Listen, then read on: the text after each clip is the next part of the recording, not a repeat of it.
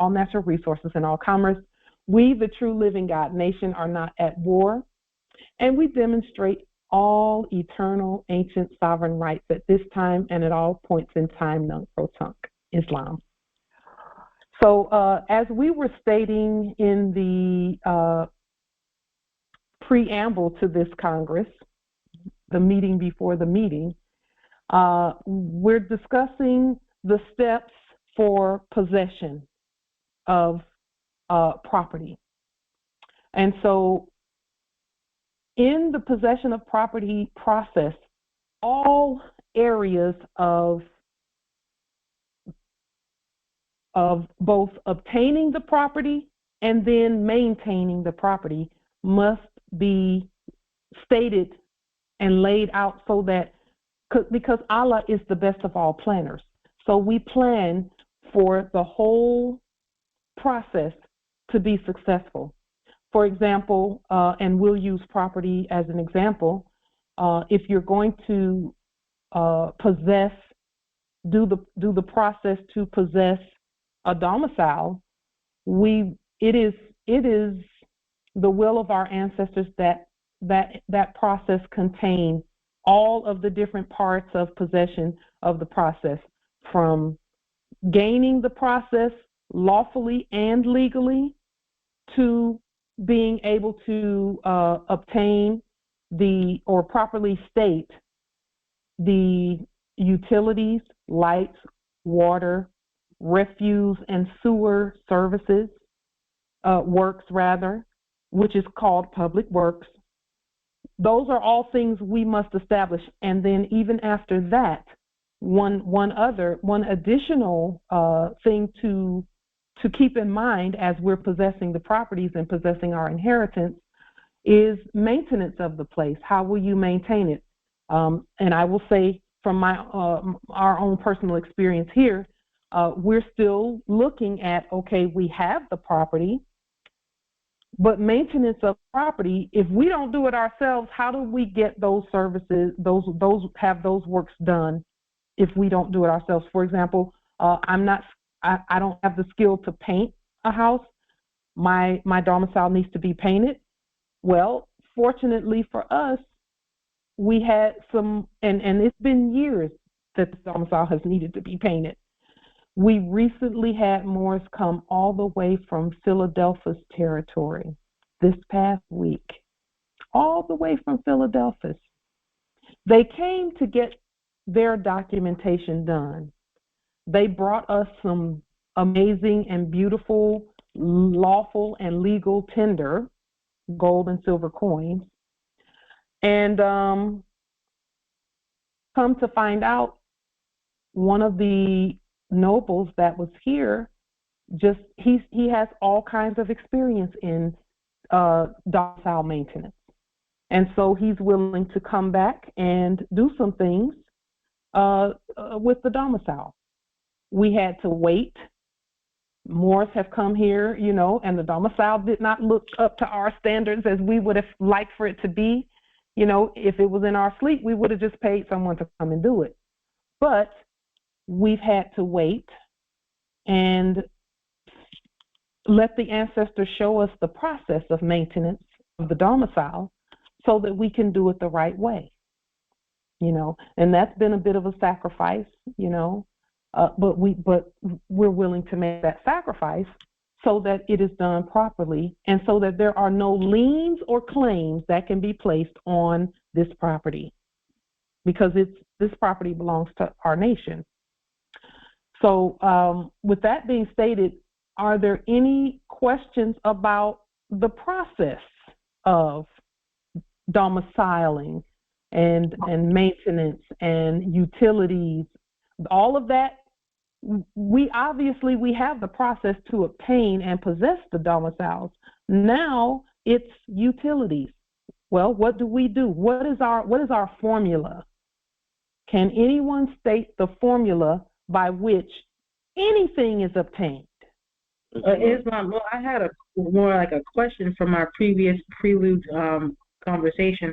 As far as it was stated, a contract or an agreement rather for the you know, public works and or accommodations or whatever that was going to be, you know, received, and so and the restating thereof, like whether it's for, you know, communications device or you were getting let's say the accommodations at our hotel or whatever, what have you, the agreement. So like I did for the terms and conditions, I did based upon how you stated yours for Verizon. So is there a general like, can we go and research just like an overall agreement document that states the agreement for which, you know, accommodations, public works, or communications will be received and or tendered or however expressed in the affidavit? So the only reason why I'm stating what I'm stating is because we all know that all law is specific. And so the answer to the question is all law is specific. So we do have to go and pull the quote unquote corporate policy by which that resource is issued and restate that. For no matter what it is, that corporate policy has to be restated by us so that we allow the service or the works to be issued at land and not at sea, not lost at sea. So it's also going to, when we each pull the corporate policy and restate it, it is going to cause each and every one of us to become far more erudite in governing that resource, because that resource is what is important to each one of us. Some of us may not need a hotel to be restated yet, but the ones who do can go ahead and pull the corporate policy for whatever hotel they're looking at, because again, you're the CEO, you're the chief of that hotel. You're the chief of that resource. So you must restate the policy, publish it, make sure that it is competent where gold, silver, and more sovereign delarium is concerned, and then demonstrate it. So yes, we must restate, because to each one of us, there's going to be something that is important to us based on our own rescuing and saving ourselves.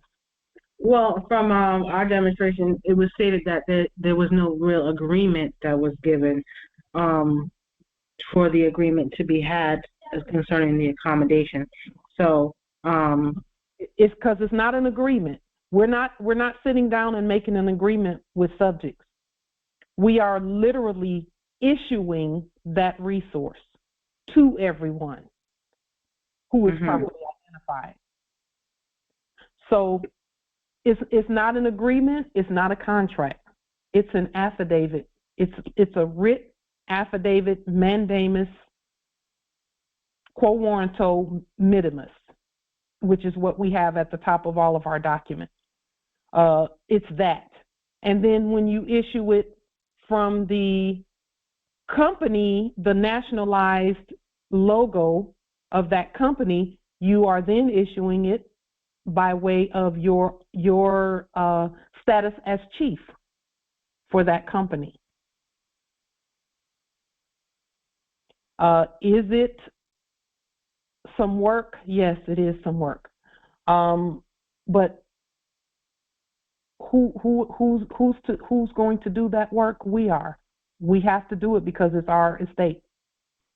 So let me share the screen about that.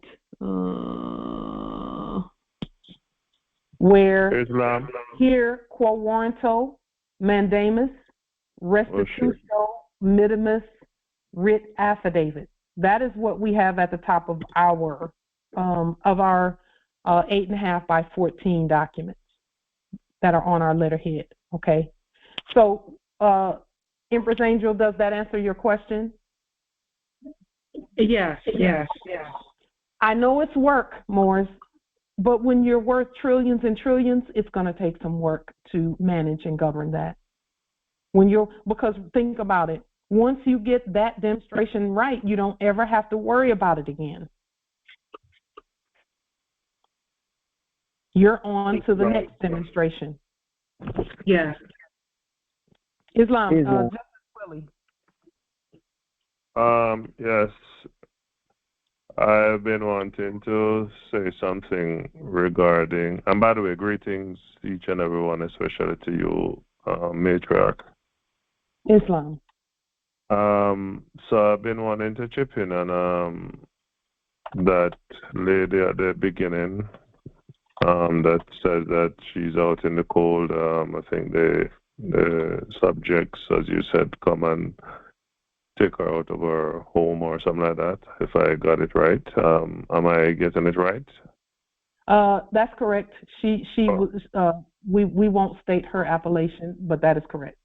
Okay. All right. Now, since as we are a people who are abiding by the laws of the land and the laws of the supreme law, which is the Constitution, and we know that codes and statutes, any code and statutes that violates the Constitution is void ab initio, it's null and void.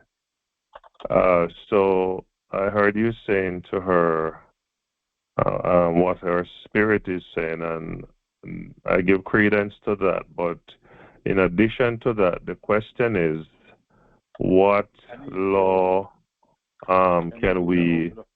So I can download the Just one moment, just one moment, Justice Akil. Okay, go ahead, Nobility.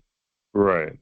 So the question is, are these people in violation of the laws? Because that is where that is the crux of every matter. It's about violating people's rights and violating the laws of the land. And we know that if someone violates the law of the land, then they are in error and there needs to be remedy. So the question is, what advice can we? Well, I heard you giving her some advice, and I heard you also say about not contracting. But personally, I think that remember, in commerce, you can have contracts. There's nothing wrong in contracting with anyone. Subjects are non-subjects because you're doing commerce. You're not. It's different from their world where they make you the all this fraud that they make you the all caps and whatnot. I can do commerce with anyone who have the mind set to do commerce, who is in the right state of mind, etc., etc. I can't do commerce with a monkey because a monkey can't understand terms and conditions, but I can do commerce with just about anybody across the world, including subjects. So why are we saying that we're not contracting when it's commerce? So let me answer your question by stating that it is not possible, and I won't say it's not possible, but if you look at the previous era and how things were done, and then you flip that on its right side, because everything is handled in our courts, why would you have to contract with a subject when everything is already yours?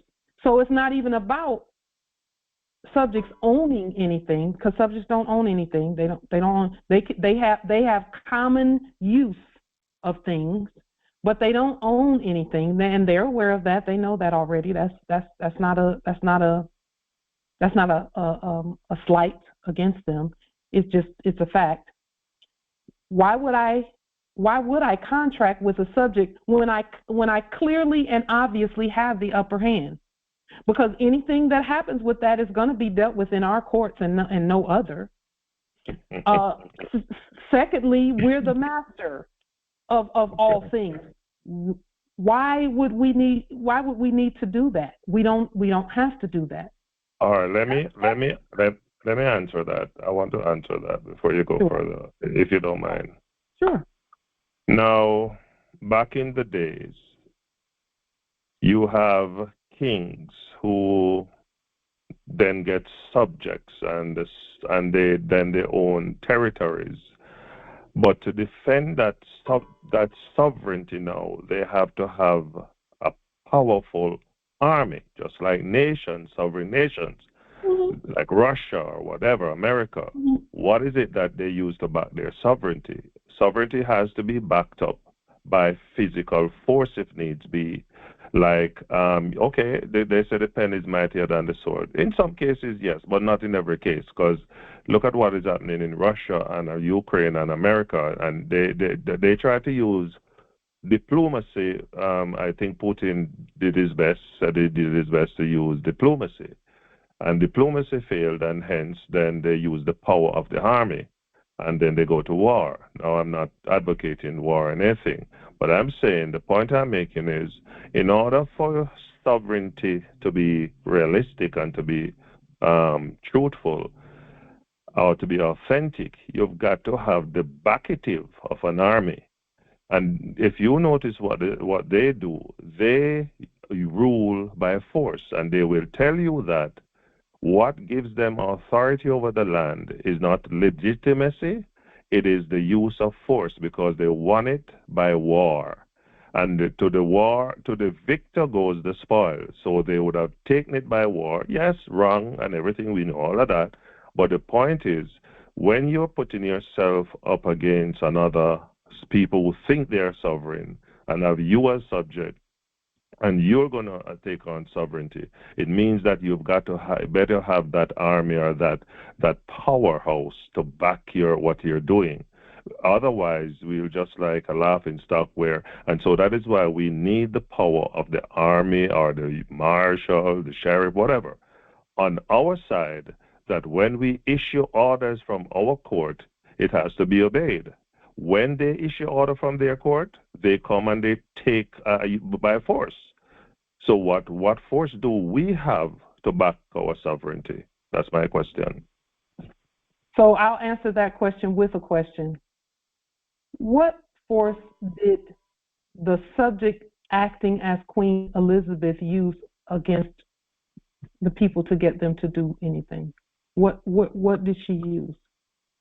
She uses the power of what do you call it, fiction, and then the fiction they create a fiction, fictional economy, fictional people, but they use force to the police force, the army, whatever, to keep that fiction going. So, for instance, if I get locked up, God forbid, as the all caps, and I am not present, then I issue a warrant for my arrest, whether I want to say I'm the all caps or not, and then they arrest me, which is the use of force, and then it's Willie versus Regina or Rex. These days it's no longer Regina, it's R, which is Rex, I understand. So they use force at every turn, because without the power of an army and a force, what are you going to use to enforce your sovereignty? Okay. So you have to, let's go back to what you said. You have to accept the fiction first, and then comes the force. Right?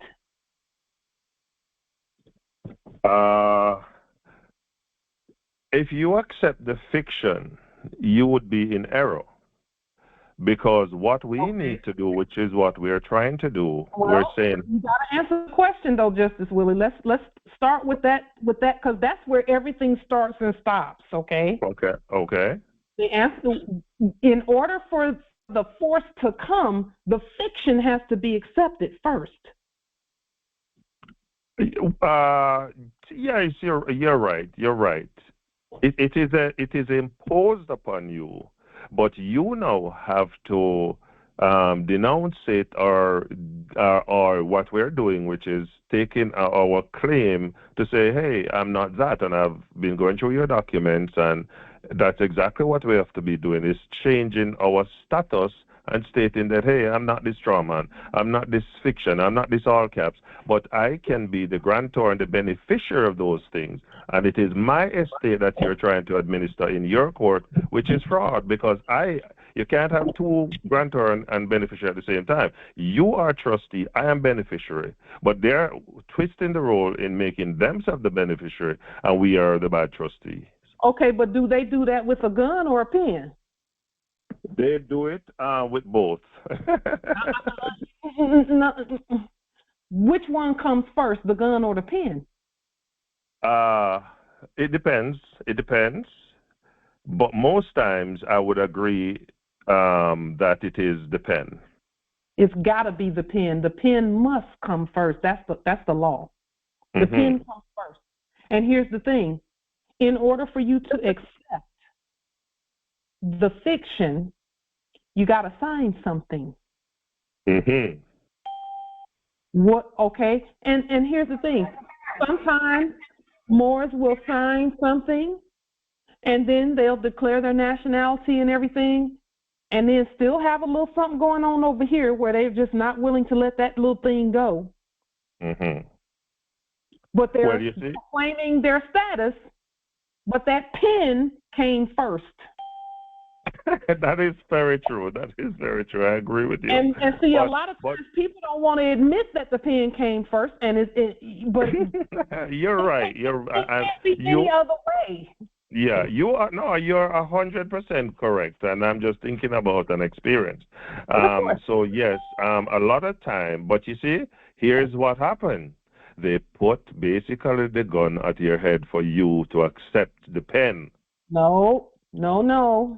Yeah, they tried to. Remember, we signed on the duress, TDC, duress and coercion, and you put that when you're signing.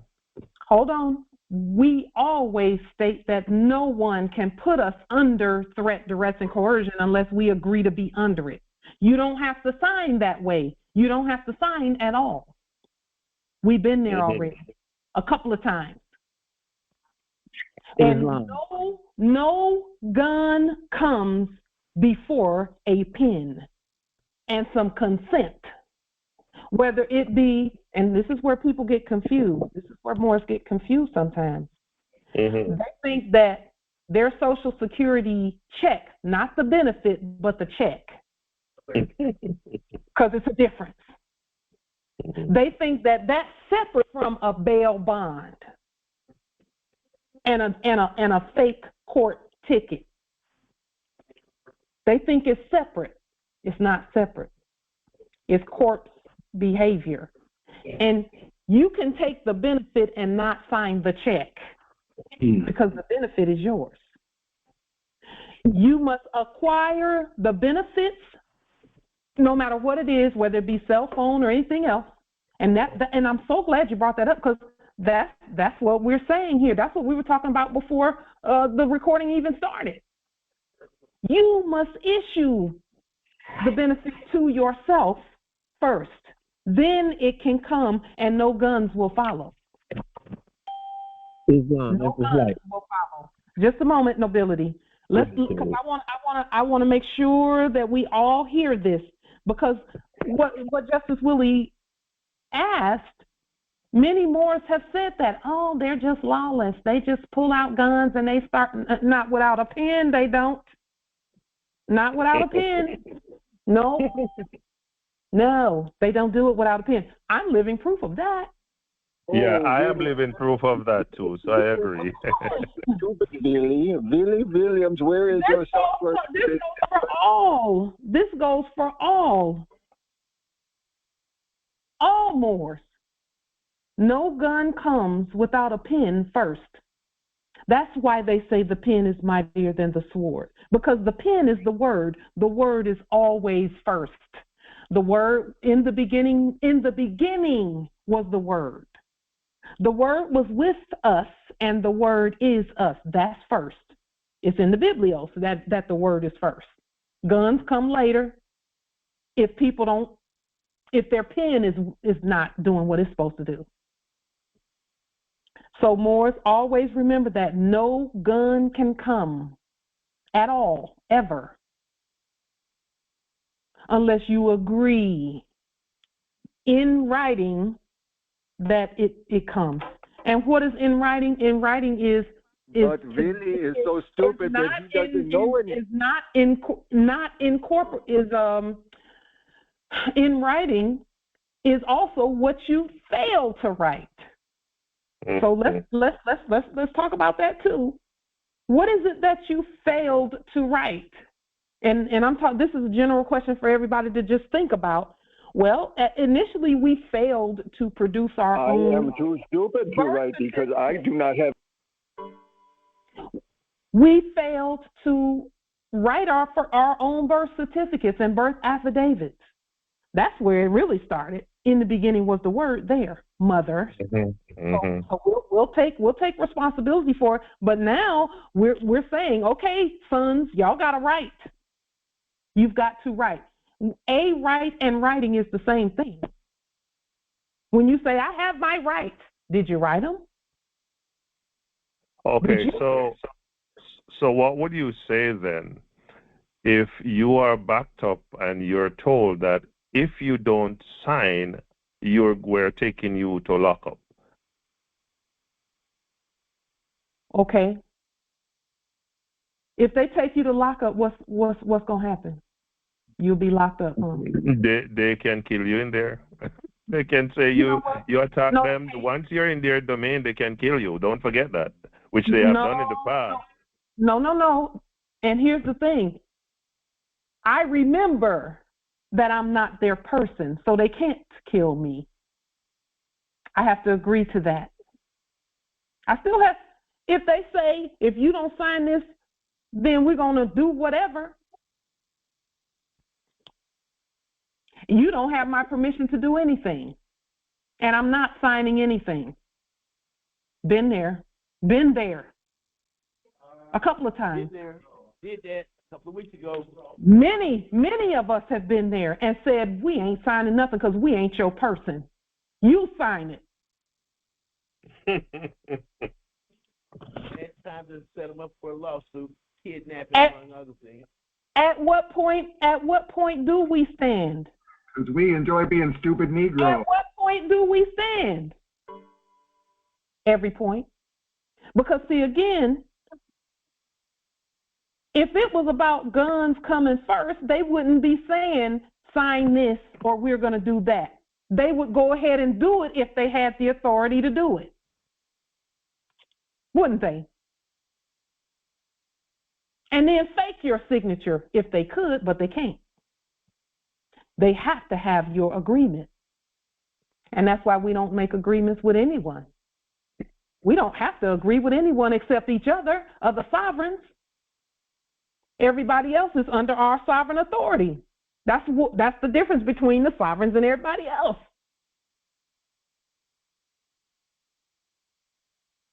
And now our mandate, self-granted and self-given mandate, is that we just keep cool, calm, collected, intelligent, vibrant, living heads about us. Continue to speak to each other about all the things that are going on. I want to thank the Empress again, who started all of this, because this is important. The meeting before the meeting, Empress, who started this. All we have to do is talk to each other about it and agree, because it was the gods who didn't agree that started all the war. War cannot come unless the gods agree to it. What is war? Trying to be somebody we're not. Having somebody say, oh, you better sign this or I'm going to do that. Why is my signature so important that you feel like you have to say that? That means you got to get my consent, and I'm not going to get it. You need my permission to do something, and you think by using some words that I'm going to do it? All rise and stand. But Empress, don't you think that from time to time these people use brute force to and fear? The fear factor is what they employ to get you to consent. So most time, even though you consent, it is out of fear. That is why that is important for you to state on the paper that I'm just signing because you threaten me. That's why I am signing, and I do not. And you have the power of the gun and the whatever and thing because you work illegitimately. So I am just signing because I do not want you to kidnap me and do whatever you want to do with me. What do you think about that? Justice and Willie, that I yield. If I may be blunt, just a moment, Justice Nada. If I may be blunt, that would make me a coward. And I'm not a coward. We live forever. We live forever. We don't die. We multiply. We're still not going to give anyone permission to kill us because they can't do it unless we do. So we don't give them permission. Period. We don't even say, and this is where some people make a mistake. This is where ego comes in at. They'll say, if you don't sign this, I'm going to do this or do that. And some more will say, well, do it then. I'm still not signing. You just gave them permission to do it. And then they do it, and then you say, oh, you know, I should have done what they said. No, you just shouldn't have given them permission to do it. Because then they don't need your signature. They already got your consent to do it. That's where keeping our wits about us and keeping our heads clear comes in at.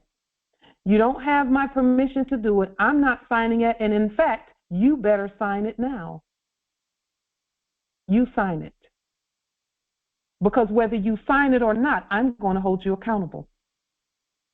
I'm holding you accountable right now.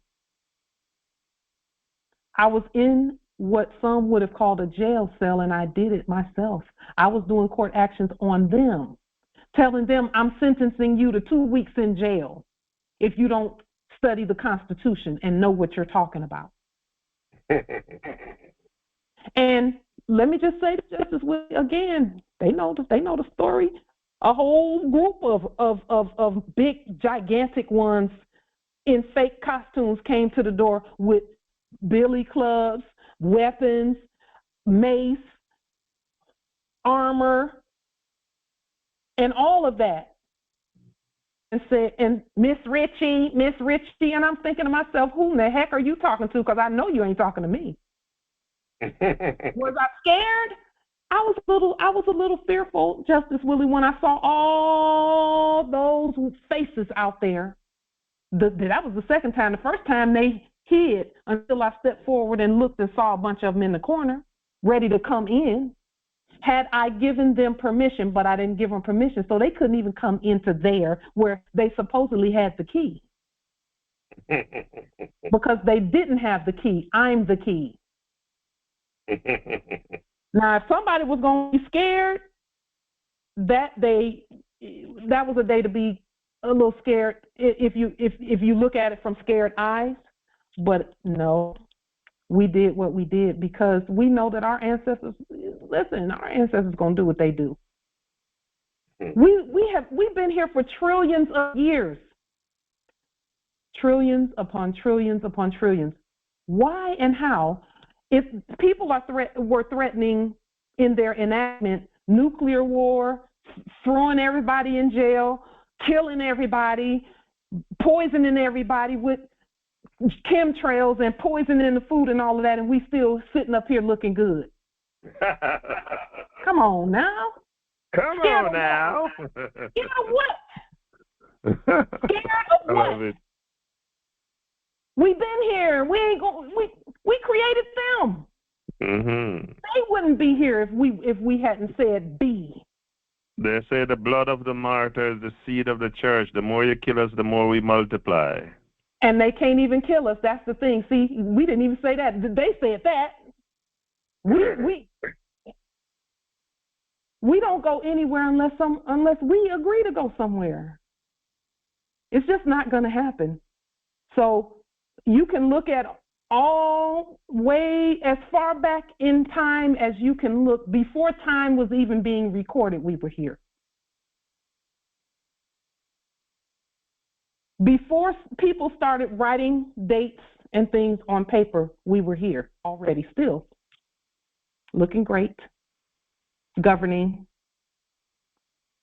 managing and governing the resources, and making lots of babies. So we're going to be here. We might as well go ahead and govern and let it be what it is. Scared of what? If you don't sign this, I'm going to do whatever. They're not even talking to you. They're not even talking to you. They're talking to a corpse, and they hope you jump into the skin of the corpse. They hope you jump into the skin of the corpse. Because then they can do all of that stuff. And see, if we had, okay, let me make sure I say this the right way. For those who claimed to be black and Negro and colored and African American, that was by design on the Moors' part. That wasn't even their idea. We had to do that in order for them to enact shooting us down. You think a bullet can stop eternal life? No, it can't. But we don't have to test that theory if we just say, no, no one's going to use a bullet on me. Because a bullet is really a word first, if you look up the definition of it.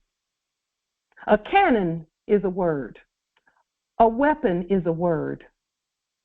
It's words first. All of those things. A pistol, if you spell it a different way, it means something totally different. A gun means something totally different. A gun is the arm first. Because it's about us and what we say and what we state on the public record. And see, even with the demonstration that the Empress did, where, you know, she got everything right, so she was able to possess the domicile, there were some steps coming up where utilities are concerned. They had to point to that. They couldn't point to the stuff she did right. They had to point to what was upcoming, which is utilities. So that, and this is so that we don't go and try and contract with them again when they don't own nothing, no utilities and all of that. We have to state how utilities are to be issued. How do we do that? Go to the website where the utilities contracts and things are. Go there, look for the contract, the corporate policy, rather, on how utilities are issued and how they get out to the public. Don't sign that thing. Don't sign any of their paperwork. Download it, restate it, go through it word for word, and change anything that needs to be changed according to the spirit and according to what we know about our identity and who we are. Payment must be in gold, silver, or Moorish sovereign dollarium. Oh, okay, or like Empress Imani said, however, she can put the $666 trillion document forward and say, this is the public treasury, that's how it's going to be paid because it's public works. However you choose to do it, Morris, because you got every option in the world that you create, and you autograph it, you stamp it, you seal it, you publish it, and you send it. Because the subjects in the Office of Utilities have to have an original with a wet ink signature that comes from us, so that they make sure that the system does what it's supposed to do. And we're the ones who make sure that the system does it because we write it. That is how everything is done. Lien, well, first, nationality. You must declare and proclaim your bloodline and birthright. Nationality, proclaimed. Lien, levy, bond, allodial title. Now, I'm going to put some of this in blue because it's important that it be in the proper, so that you will know whether it's a legal process or a lawful process. Lien starts out lawful on 8.5 by 11, 8.5 by 14 rather. That's how our lien affidavits. So we do a lien affidavit for the lawful, and then for the legal, we do a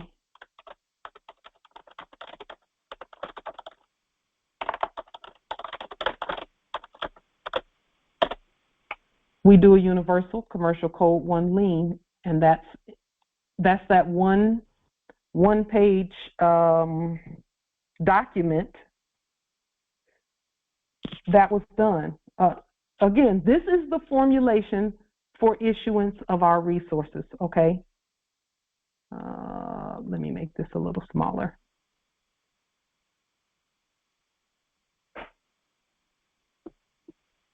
Okay, and then we do a levy. A levy is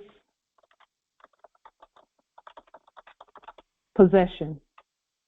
So, and it is an internal revenue levy. All of our levies are issued from the internal revenue.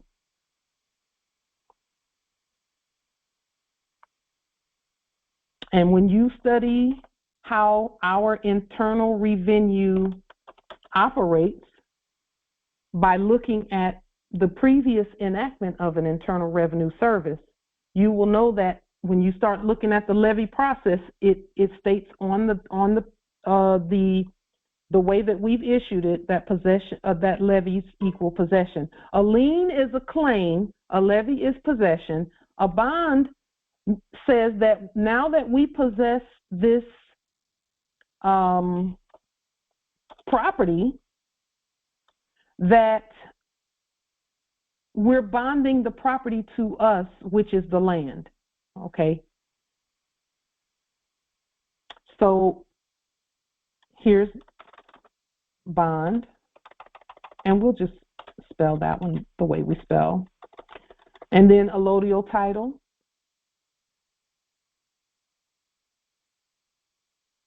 And then a trust deed, and this is also putting it in trust. When you create a trust deed, you're putting the property in trust, proper trust. And then restate the policy by which the resource is issued. Then number 8, Moors.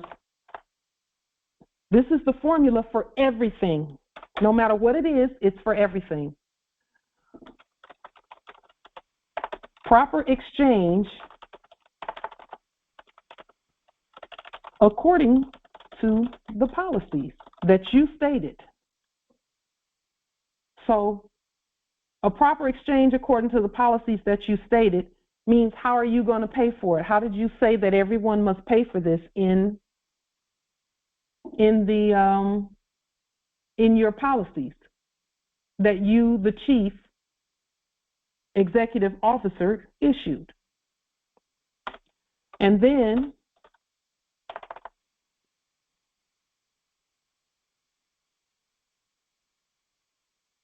number 9 is going to be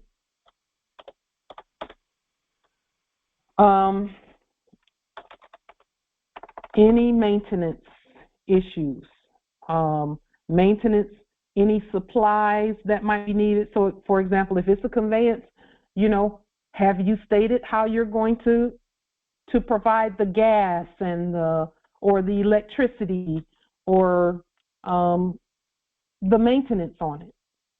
Do you have a mechanic? Or have you restated the dealership service department so that it then accepts the proper payment to maintain the vehicle? See, when those quote unquote dealerships are placed on the land and they're at land, You then have to take the service department's policy about service and restate that.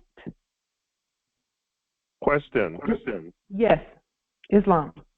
Okay, Islam. So, quick question. Aren't we ignoring something here where when you're buying your property the usual way with the mortgage and the this and the that, and you're going through them, they would have given you a deed and they would have had a secret, what do you call it now, security interest in your property. They put it in your all caps name. That is why they can do in rem actions and take it away from you. So they're not hurting you, they're hurting the property. So aren't you supposed to do a process to get it out of their hand first? Or you're saying this is the process of taking it out of their hand? And how do you handle their resistance? Because they will not just say, oh, okay, they will put up resistance. So talk about that, please. Thank you. So, yes, this is the process. And you're not taking it out of their hands. They never really had it in their hands. Again, this is the process for that. So you must state the lawful first, and then the legal must go together with the lawful in order for you to properly claim. Because in reality, they were stating that it was abandoned property. And when they do a quote-unquote foreclosure, they try to get people to abandon the property. The state owns all property. Who's the state? We are. But here's the thing, Morris. The state is whoever it is that wrote the contract, that by way of that the property is obtained. If they wrote the contract, that's why they keep claiming to be the state, because they keep making statements about the process, about the program, the property. You must write the policy or the process, and process is a better word because process is a court word. Your court must issue the origin of that property. Where did the property come from? Where is the property situated? Where does the property sit? That's where they claim their interest, is whenever they write some draft and some incompetent piece of paper about a property, they always put it out under the C in black ink and capital letters in a 2-letter state with a bunch of abbreviations that no one knows the meaning of. So you must rebut that. You have to rebut everything they've done this way.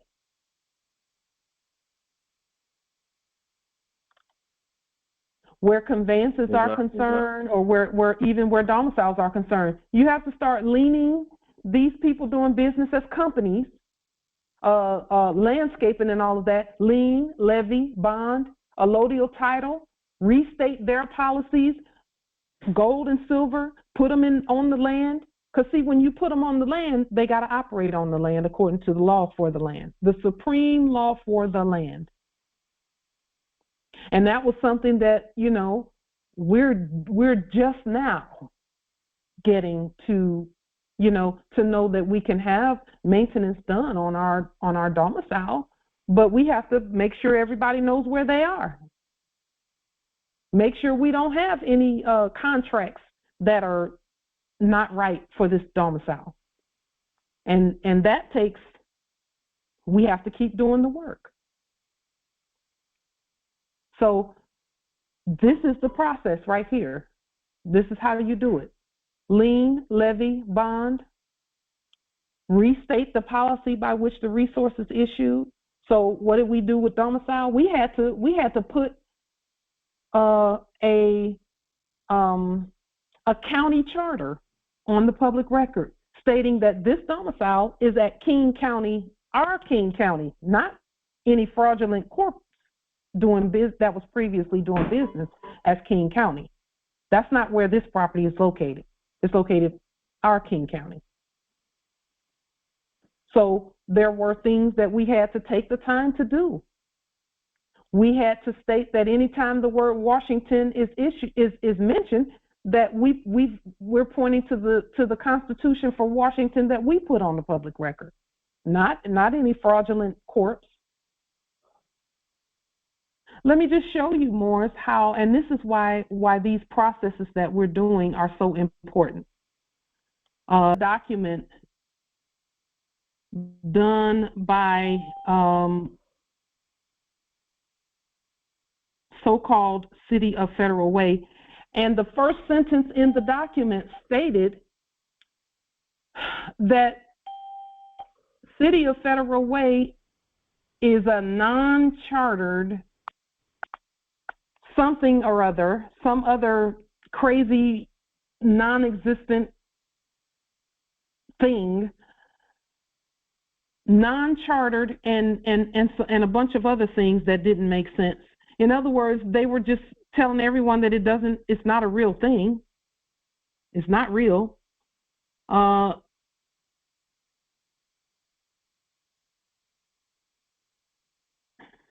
don't know where that document is. Let's see. Yeah. Okay, I'll have to look on. It's probably on my other computer.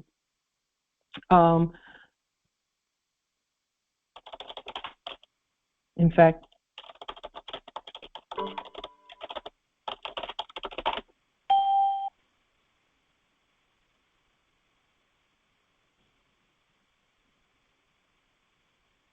here it is right here. This is like the ordinance, and just a random ordinance. But look what it says here. And this is the case for all of these fraudulent things previously doing business as city of this and city of that. Whereas the City of Federal Way is a non-charter code city under the law of the state of Washington. That just means that they don't even have a charter to operate from. So then how are fake policy enforcers running around throwing people in jail when they don't have a charter for that? Islam, where did you find this document? I just Googled charter for the City of Federal Way. And this is again, no matter what city, quote unquote, city of that people think they're residing in, none of them have a charter if we didn't give them a charter. So now, Morris, what happens when you create a charter and you put it on the public record for your wherever you are? This is not City of Federal Way. This is Federal Way. And Federal Way has a charter because I wrote it and put it on the public record. So then, who's valid? And again, these are some of the things we're talking about when you start talking about jurisdiction and where you are. If you're traveling in the jurisdiction of your ancient ancestral inherited estate, Federal Way, for example, who's going to pull you over and not know who you are when you're the only one with a charter on the public record about where everybody is? No one.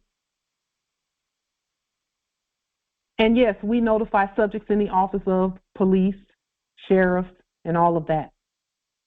But Morris, these are things that when you're talking about a conveyance, it's bigger than a conveyance. A conveyance, yes. But where are you? Whose road is it that you're on? Whose highway? Whose street? That's why the ancestor said, "Seek ye first the empire, and all that other stuff will be added unto you." Because when you put everybody in their proper place, by the time you possess the conveyance, you don't have to worry about what street you're on. So we put all of that stuff up first. Then the conveyances come easily. Because on our streets, there's no fiat. Islam. I wanted to refer to the brother who was talking about being incarcerated for no reason. First of all, Moors have a status, jurisdiction, and judication. And if you were to get locked up, or I would say kidnapped, in a writ of discovery, once you got in there, you asked for the nature of all the documents certified for by a delegation of authority order, and they don't have it. stated from the North America. They don't have that. And when they use you, you know what you could mean any you that's standing around. So you have to understand the codes that they use to incarcerate you, to gain jurisdiction. But they don't have jurisdiction if you let them know who you are up front. Status first. If you look at the Empress Light, could you pull up the process again? Please. Now, if you look at this document, National Proclamation, Status, Lien Affidavit, Jurisdiction. Now, everything after that is on you to adjudicate what you want and how you want it done. So, policy enforcers use codes, like the University Commercial Code Lien 1, lock out the code. They use codes. Like you think you means you can mean anybody. Like name, like address. Empress Lady already went through that. So understand the codes that they use and understand you always have a remedy. For instance, I talked to Congress about being released from probation because I did a 10-year stretch. I was kidnapped. And I did a court warrantor. And I did what did I do? Affidavit, court warrantor. And then I did a default judgment. Waited. And then I did a lien. And I got paper in the mail and on the email saying that I was released. So if you demonstrate first and let them know who you are, where you are, and they are the ones who are trespassing on your land. I yield. Islam. Indeed, nobility. We must rebut and think about the big picture. See, that's the difference. The big picture, Justice King, Islam. Justice King, go ahead, nobility. Islam, Empress Light. Greetings to you. Rising, nobility. Greetings to you. How you doing? All is well. The brother earlier, Justice, I can't remember his name, but he was asking you about the use of force when it comes to enforcing policies on our behalf. I wanted to jump in at that time because something that you said was ringing in my ear at that moment. And I remember at the beginning of you breaking these processes down, you said repeatedly, this must be done in peace. Yes. Yeah. Yeah. And peace is just us being ourselves at all times. No one can put us under threat, duress, and coercion. No one can do that. We actually have to write it in order for it to apply. And if they can put you under threat, duress, and coercion, they can put you under arrest. They can put you under fake codes and statutes and all of that if you let them put you under threat, duress, and coercion, because they can threaten all day. That's why it's called a threat instead of a promise.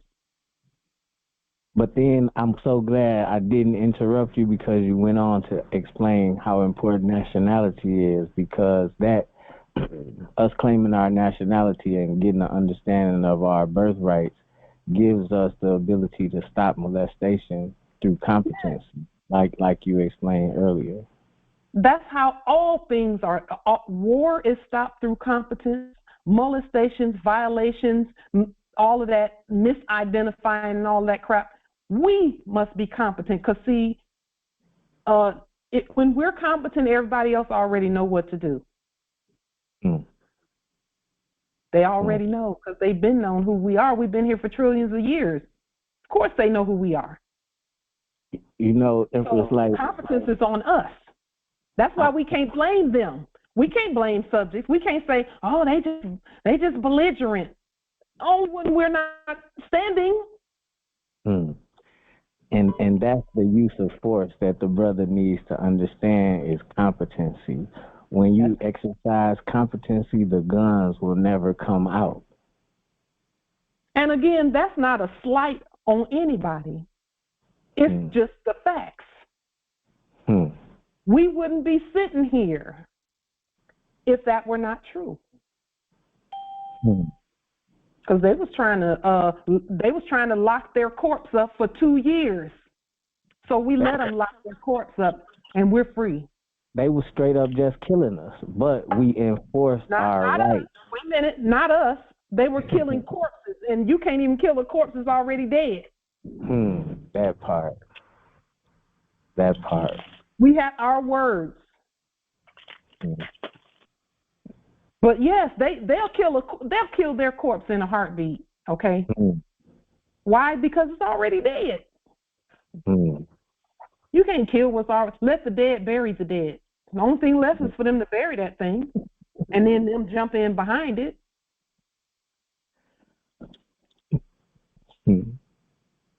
We just have to. The Moors just have to know, and the way to know that you're not their corpse is to create your own living person.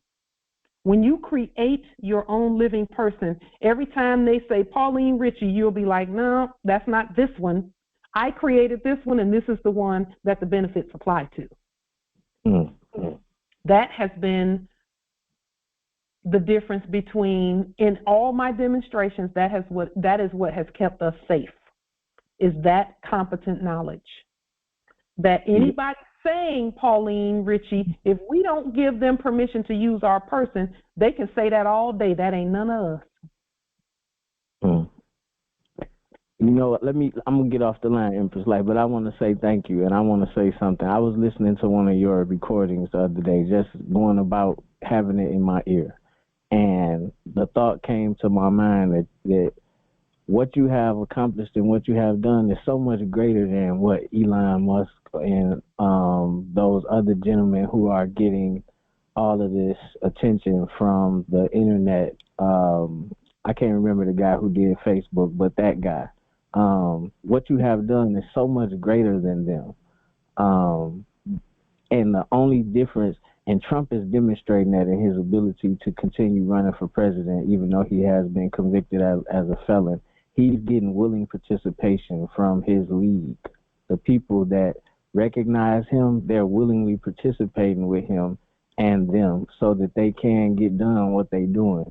If we would just participate with you and embrace you just the same as they have done with their pea-brain schemes, then we would have the same effectiveness that they have had throughout the process of them developing, because what was called Twitter and then switched to X hasn't been around very long. So it's not like they coming up, with stuff from their grandfather's eras that, they persisted with. All of these things are new. So we will change, you know what I mean? And I want to thank you for being persistent, and please continue to bless us with your gratefulness. Islam, nobility, thank you for that. I will say this about even, those actors that you mentioned. If we don't turn on TV and look at them, they don't even exist. And we won't know nothing about any of the stuff that they're claiming to act out. We won't know anything about it and my point being, they only exist on the screen. Has anyone ever met them? No. And if you have, it was an actor. It's like going to Hollywood and meeting an actor. One more thing, Empress. Like I just witnessed the '97 convention for the Moorish Science Temple of America in Chicago. And the reason why I mentioned that about their short-lived rises to success is because I just witnessed some brothers function with competency that have overcome years of adversity. I'm talking about 20, 30, 40 years in the Decimal Crips, and are now functioning as competent individuals and leading communities into upright standards of life. So these men who are what you are calling actors are very much so taking our generation of youth who have programmed themselves to things like Roblox as a form of mental stimulation into that same actor's mode of operation. So that's why I'm saying thank you, because without you should be going platinum.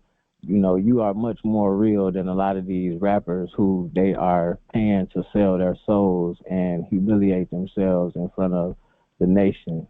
So that's why I'm saying thank you, because we need more of this in order to combat that. Islam, nobility, and I'm grateful to you. Thank you for your acknowledgement. We receive it in the spirit of love that is given, because it just means so much to us. Because when we validate each other, nobody can stop us.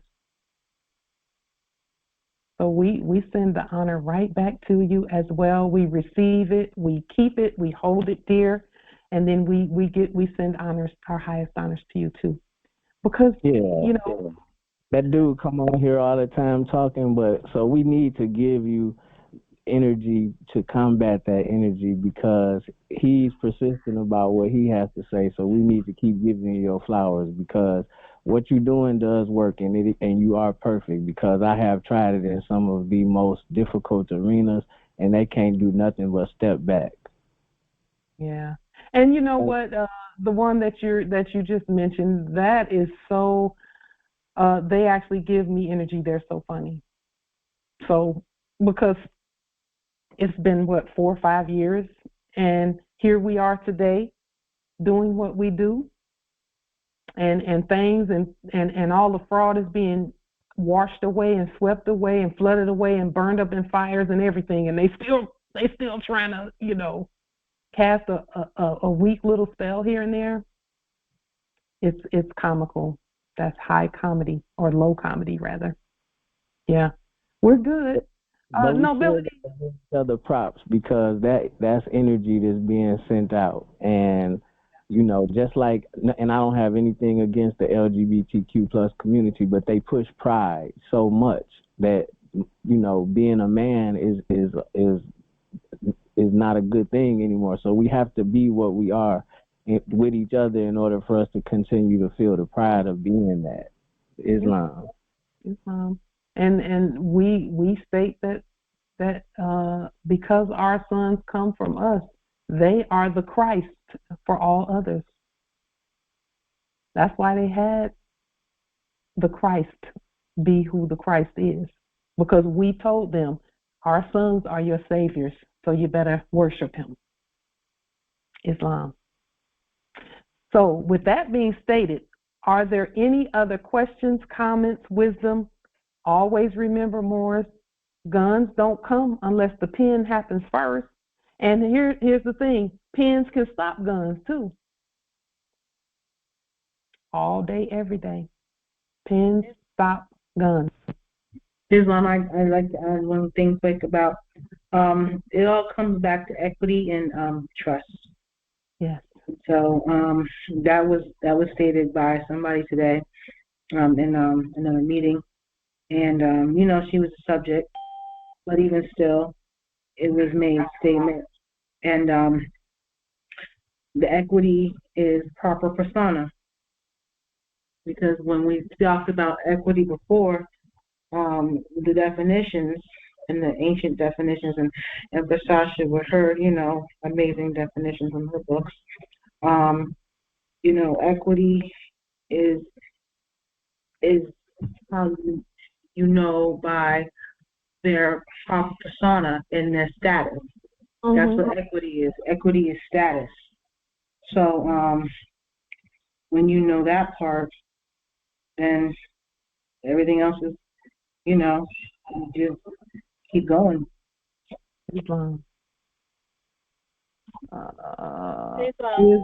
Islam, Empress. Okay, thank you so much for this topic.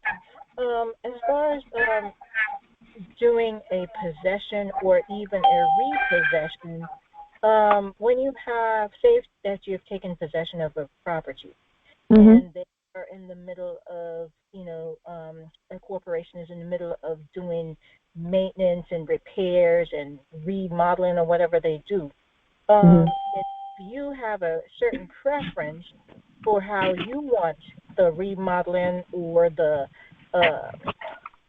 whatever work that's being done on the inside of the property, mm-hmm.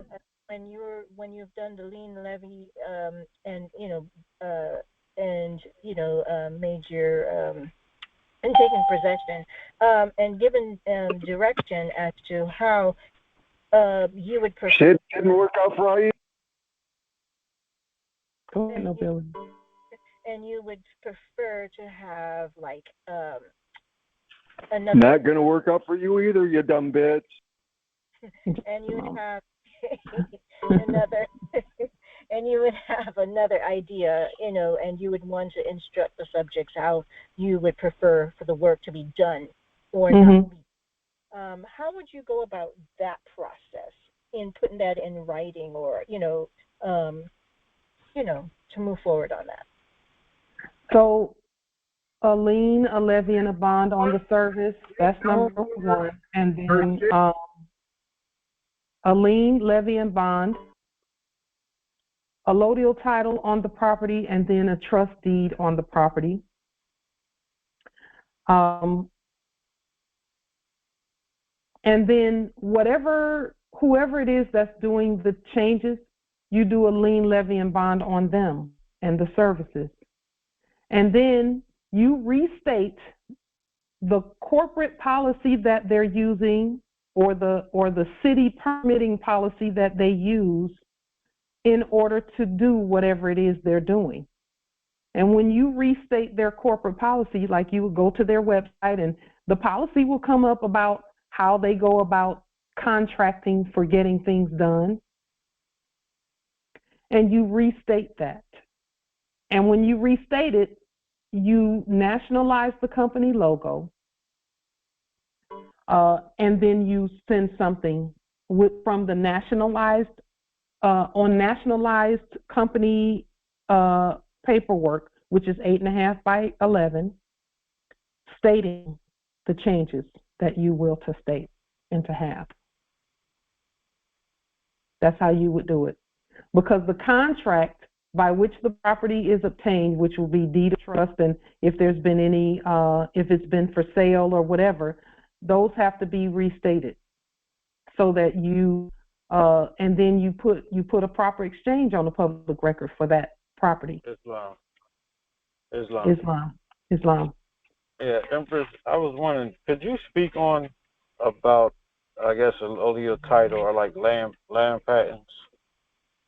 Okay, let me finish. Well, let me continue to address the Empress's statement and question. And so, Empress, any contracts or corporate policies that are being used to make those things happen, just restate them and state that they're to be paid in gold, silver, or more sovereign dollarium, and then send the more sovereign dollarium to the right court to have those things done, to purchase the property and to have those things done.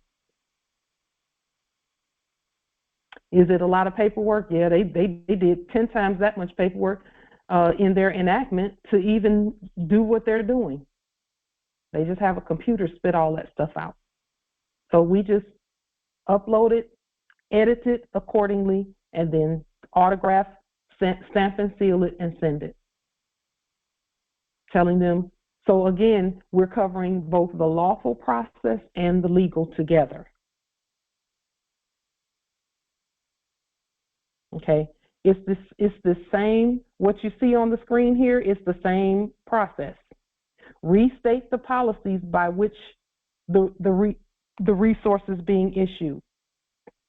So if they're using granite countertops and you prefer marble from Italy or marble from Massachusetts, because that's where some of the best marble comes from, the West Coast.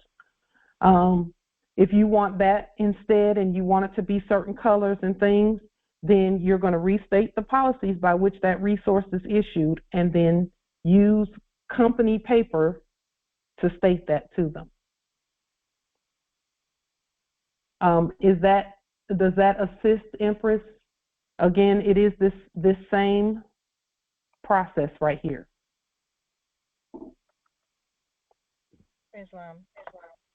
Thank you. Are you familiar, Empress, with restating the corporate, whatever it is? You know, are you familiar with that? A refresher will probably be helpful. Okay. Really quickly, we will go to what we restated recently that has just really assisted us and made everything clear to us about how to proceed and all of that. Empress, the restatement document, does it have to be done on an 8.5 by 11 or 8.5 by 14? We restated the Verizon thing on 8.5 by 14. Okay. And here is what we restated. This is the video for that restatement. Let's go ahead and I'll put the link in the chat for this video so that you can see how we've restated things.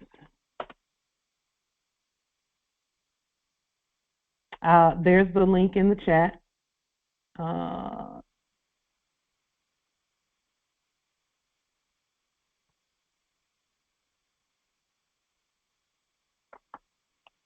Just one moment.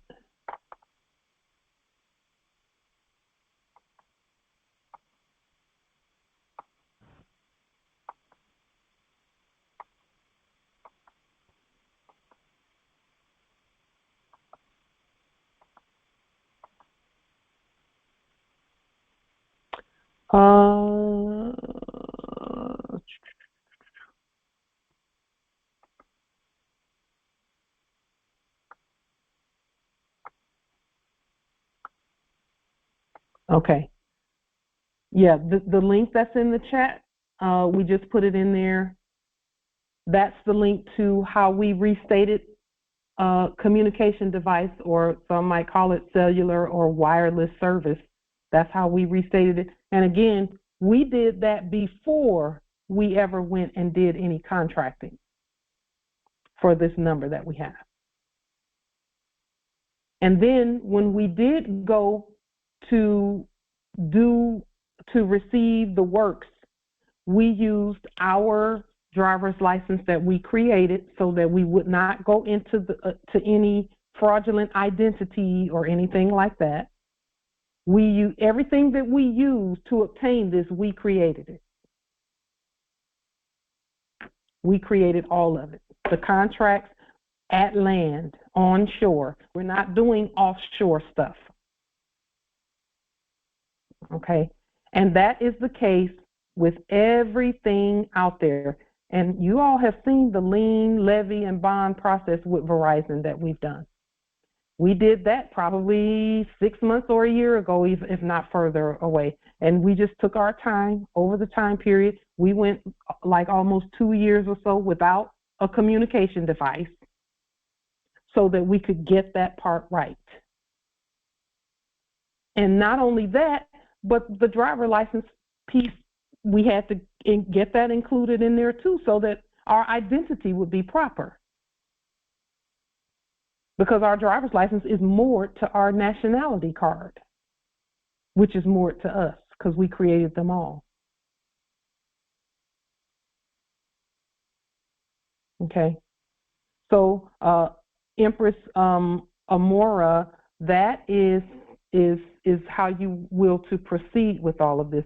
This is the process right here. And then any services that you are getting, they're going to require, not they, the system requires some identification as to who it is that's receiving, because we said everybody had to be properly identified.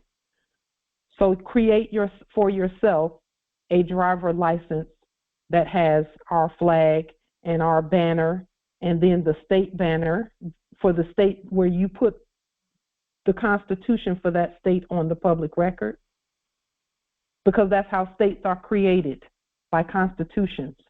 See, all of this is working together.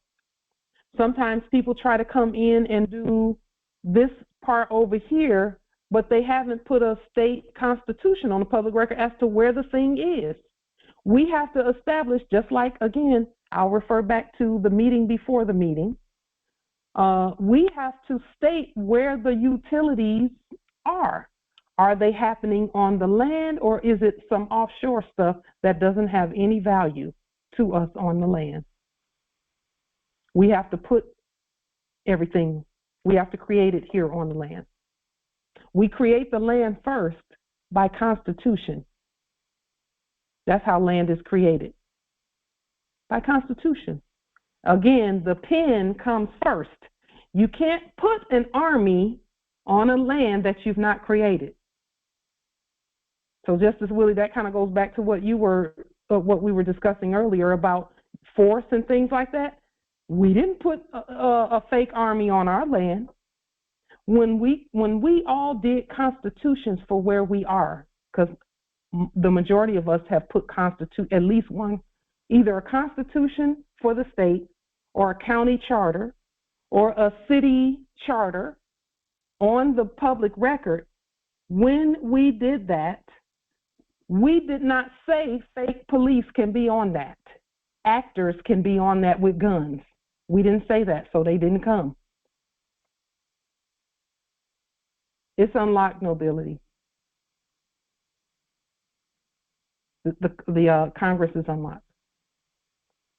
We didn't say they could come onto our land. But see, if you're operating on something in the city of so and so and so and so, then they're allowed to be there because they created that thing. It's called geopolitics. That's what it's really called. Geopolitics. Where are you located? And politics, the root word is poly, like police or policy. That word means government.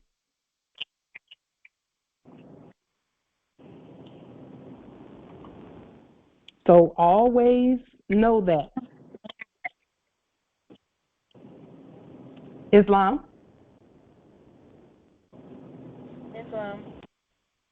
Empress. Okay, I have another question. Yes. Okay, so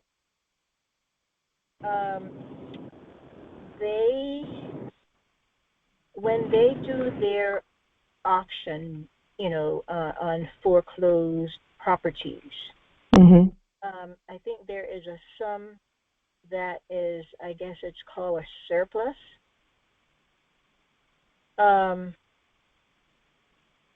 In order to claim a surplus, and after someone has been nationalized, mm-hmm. what would be the best way to claim the credit for the sum that's supposed to be sitting on the books? So we must first locate the property properly.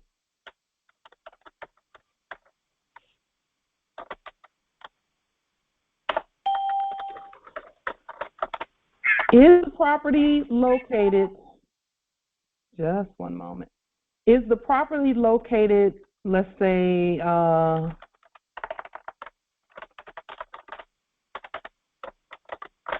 here? Because that's how they're going to have the property listed. So you must bring the property, make sure that the property that you're claiming is on the land. And then it's going to be, you have to write it correctly. This is incorrect. This is not correct.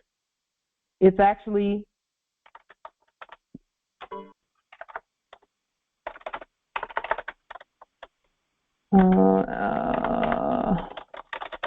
this would be the correct place where the property is, okay? So you're going to have to restate all the documents that they're putting out there for that property. It has to be restated because you're literally creating the property on the land, and you're creating the process by which the property is issued and governed and managed on the land. You're literally Aisha is homeless creating the because of property on the Pauline. land.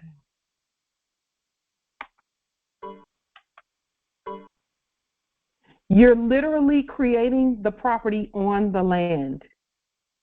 When you restate all the paperwork whereby that property is being moved around and issued. Moved around and issued. Okay? Using this process right here. A lien on the fraudulent address, a levy on the property with the right address,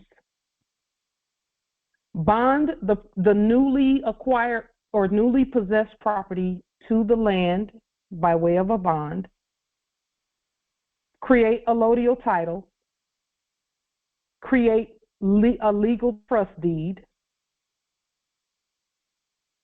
create the policy by which the resource is issued. So now we're going back to what we talked about in the meeting before the meeting.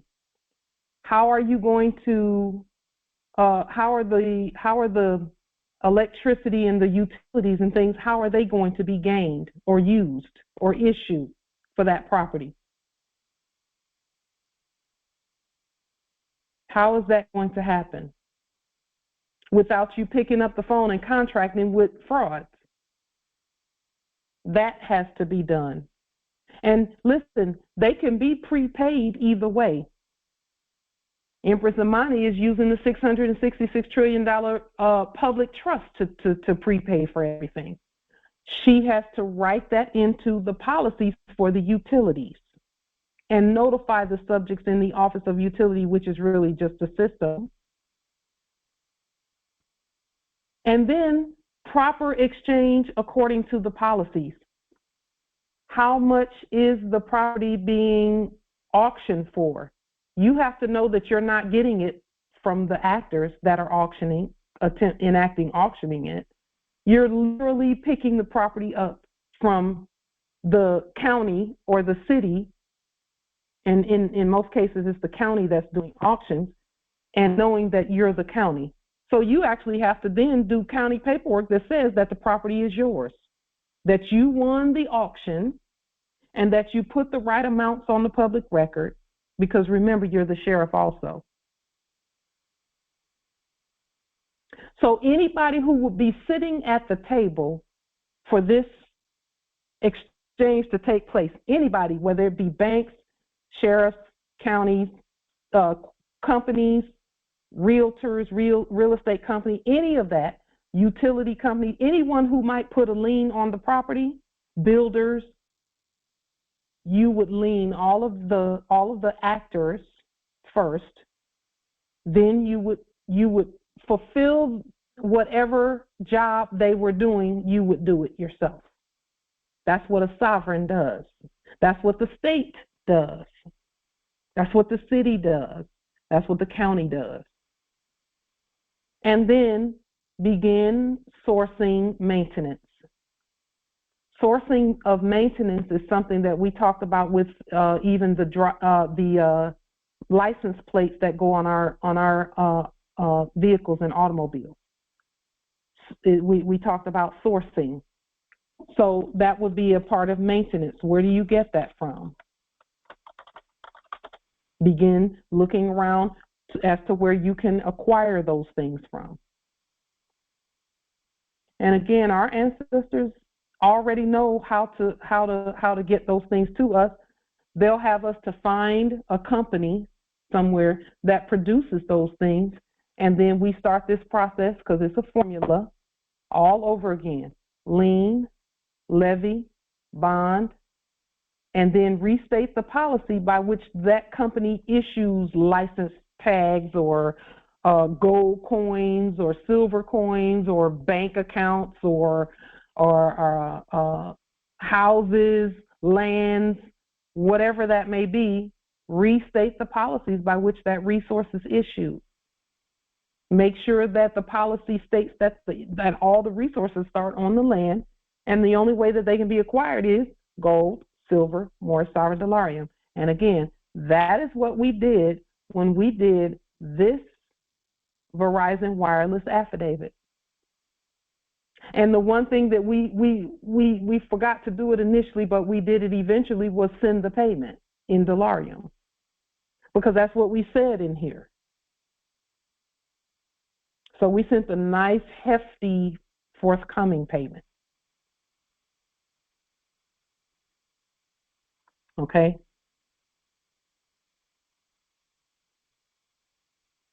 Are we, does that answer your question, Empress, about how to do it, how to get it done? Restating is going to be so important. Anything that's necessary. And when we restate these what would have been previously a contract that we would have signed, we don't do that. We restate it. When we do that, we include all of the equipment, all the upgrades, all of the future equipment, you know, if you will to have a cover or you will to have some other things included in that, you include all of that in there.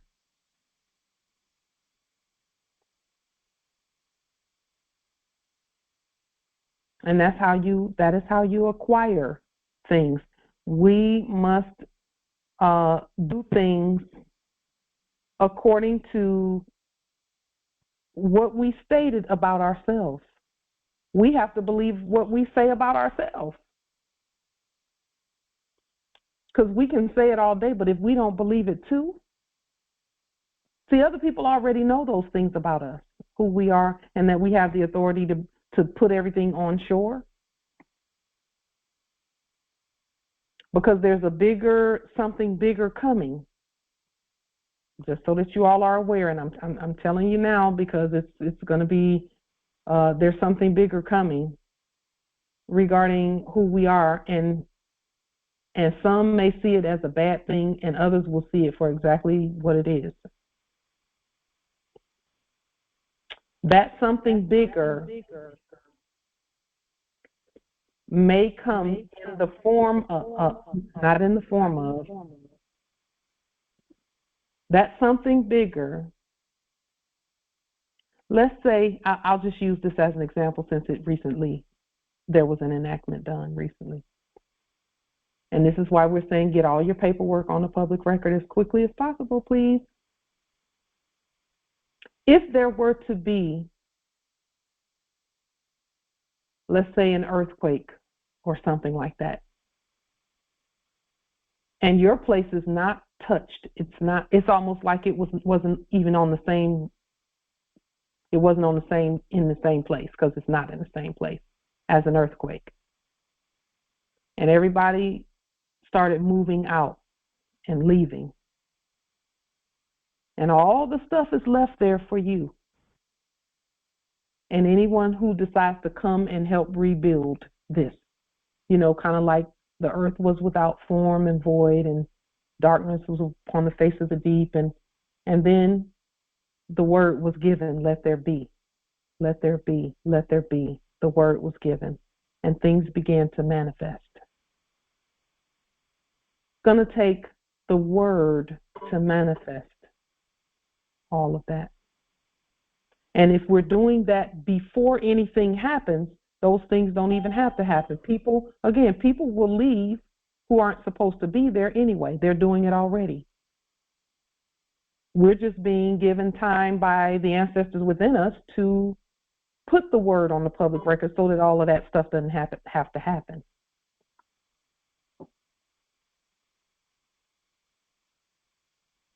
But we have to know the inner workings of the whole system, not just one part of the system. We can't just know how to get a conveyance. We have to know how to keep it. Or else we'll have a bunch of conveyances on the side of the road that could easily be fixed with an oil change or something like that, but just wasted on the side of the road. No, it's not going to be like that. It's going to be beautiful. This is a beautiful time for us. We can have whatever we will. We just use our system to get it and keep it and have it be well maintained. Islam.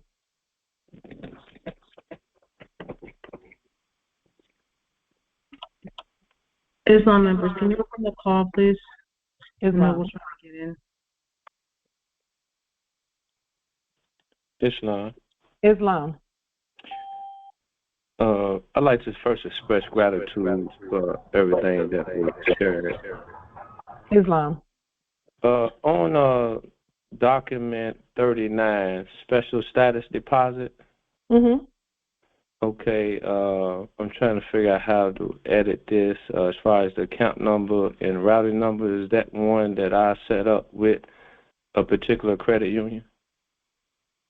Until you know the answer to the question, continue to study it. Okay, I do that. Now, Gratitude. I'm gonna shorten your study with this one statement.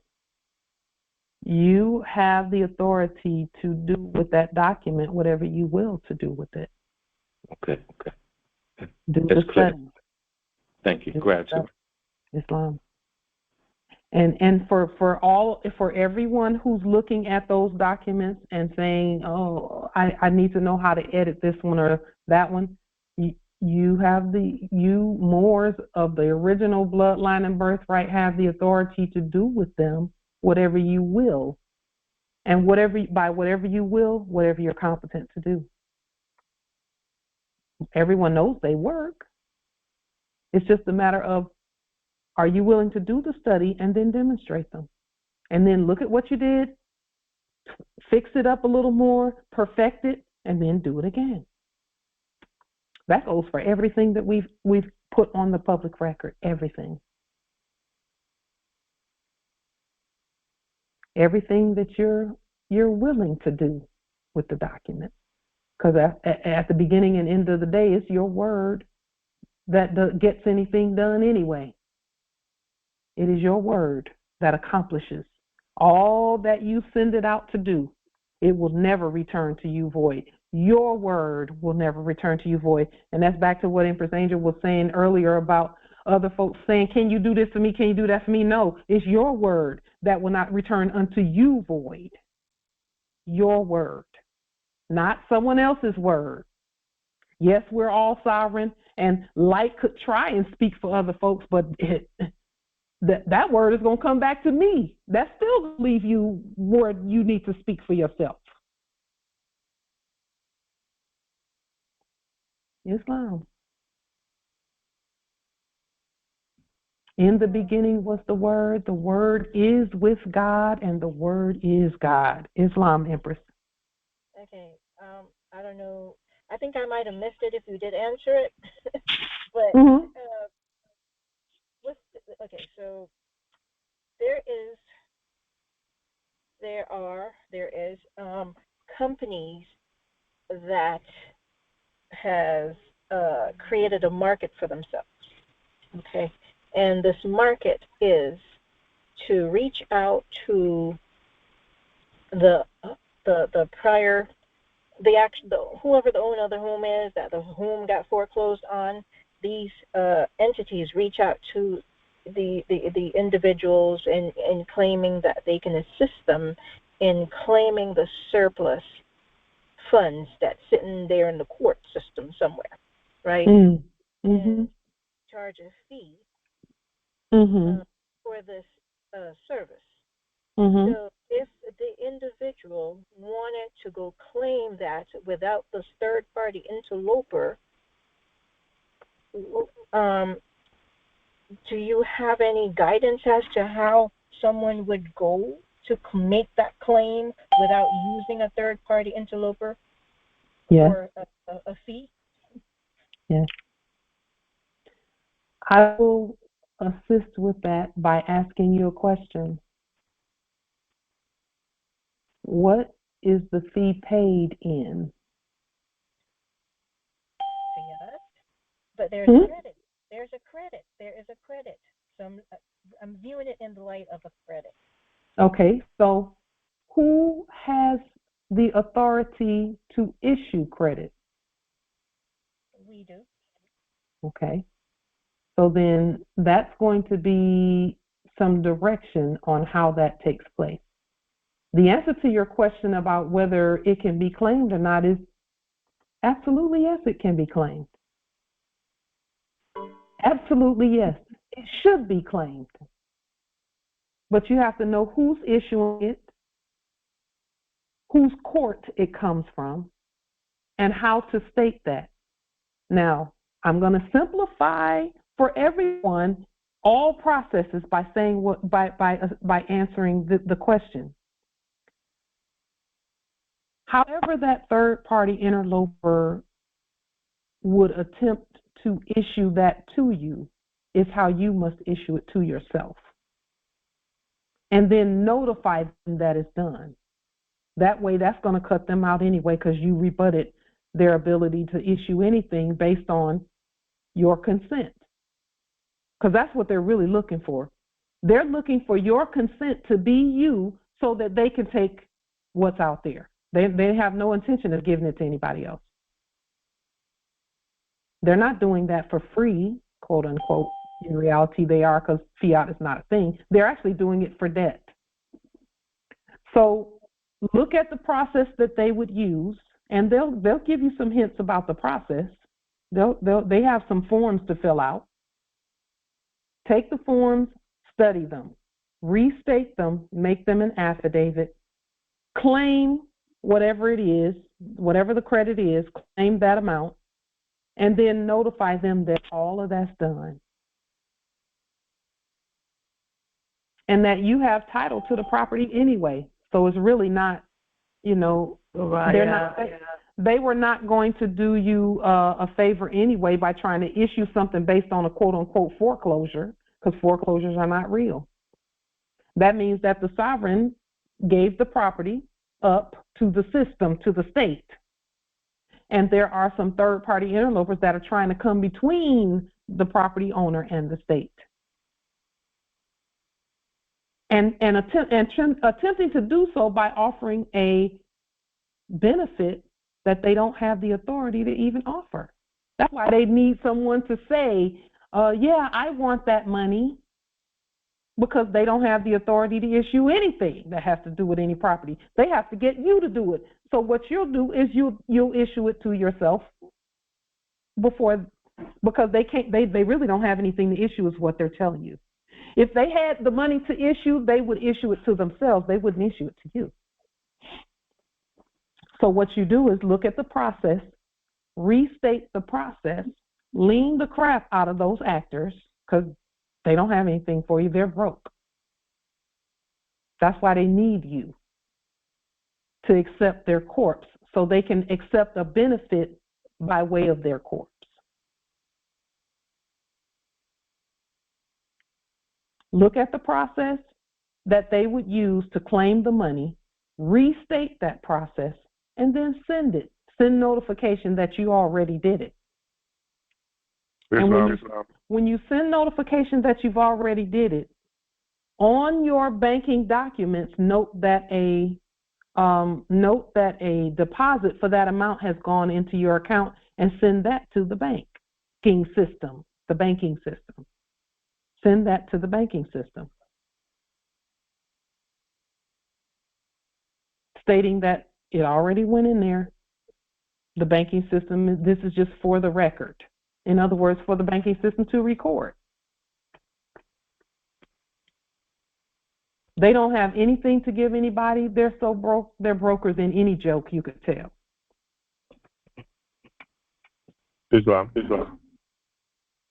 Just a minute, Justice Willie. Does that assist Empress in how to do that? Islam.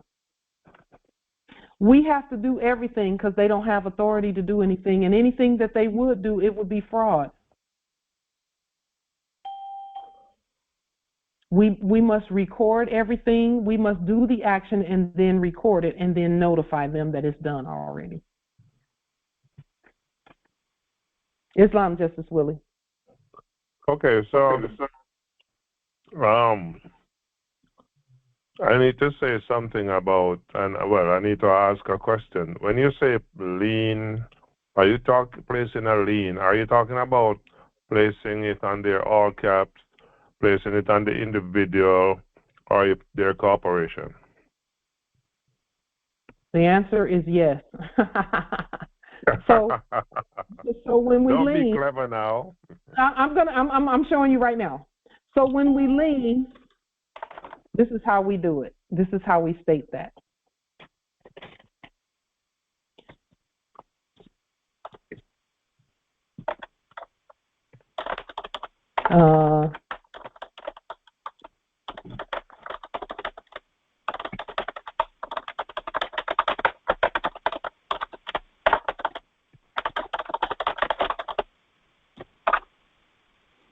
So that's why I said both.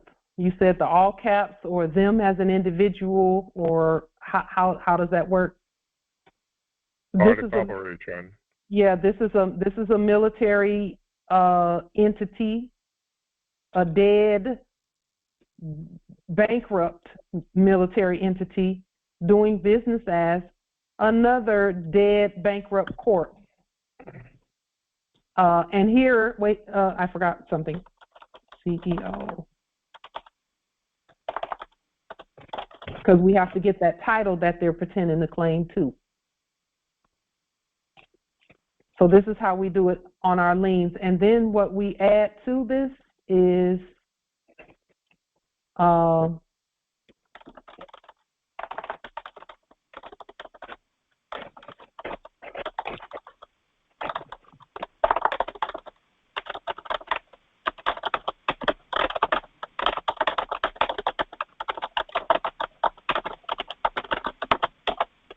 and that way we get any foundations or any juniors or any grandchildren, grandkids and all of that. We get all of that. Okay. That's how we do it. We get everything and everyone. Anything that's created from that is included in that. All right. So part two of the question why I asked that is, I was watching a YouTube video a couple of weeks ago or months ago. I don't know if you're acquainted with a guy named Chris Auser, but he and about 21 other guys were given about 20 years for issuing liens on public officials and other persons or other people, whatever. Mm-hmm. Now, what is it that you think that can avoid that pitfall so that people don't find themselves into, is it that they did something wrong or what? Because, there's about 20 out of them who were given some real heavy sentences for placing liens. What is it that you surmise that may have led to that? And how can we avoid that pitfall? We know exactly what led to that. What led to that was you cannot be a person in a system and try to lien another person in that system if that system is corrupt. It doesn't work. See, debtors can't lien debtors, or else one of them is going to claim to be a creditor when they know they're not. So like we stated in the previous Congress, anytime two entities come together commercially for any reason, one of them is going to claim to be the creditor and one is going to be the debtor, unless it's the sovereigns, because we're all creditors then. And that's why we don't do contracts with subjects and debtors and all of that. We don't do that, because someone has to be the creditor and someone has to be the debtor. Someone has to, unless they're sovereign. With sovereigns, we're equal.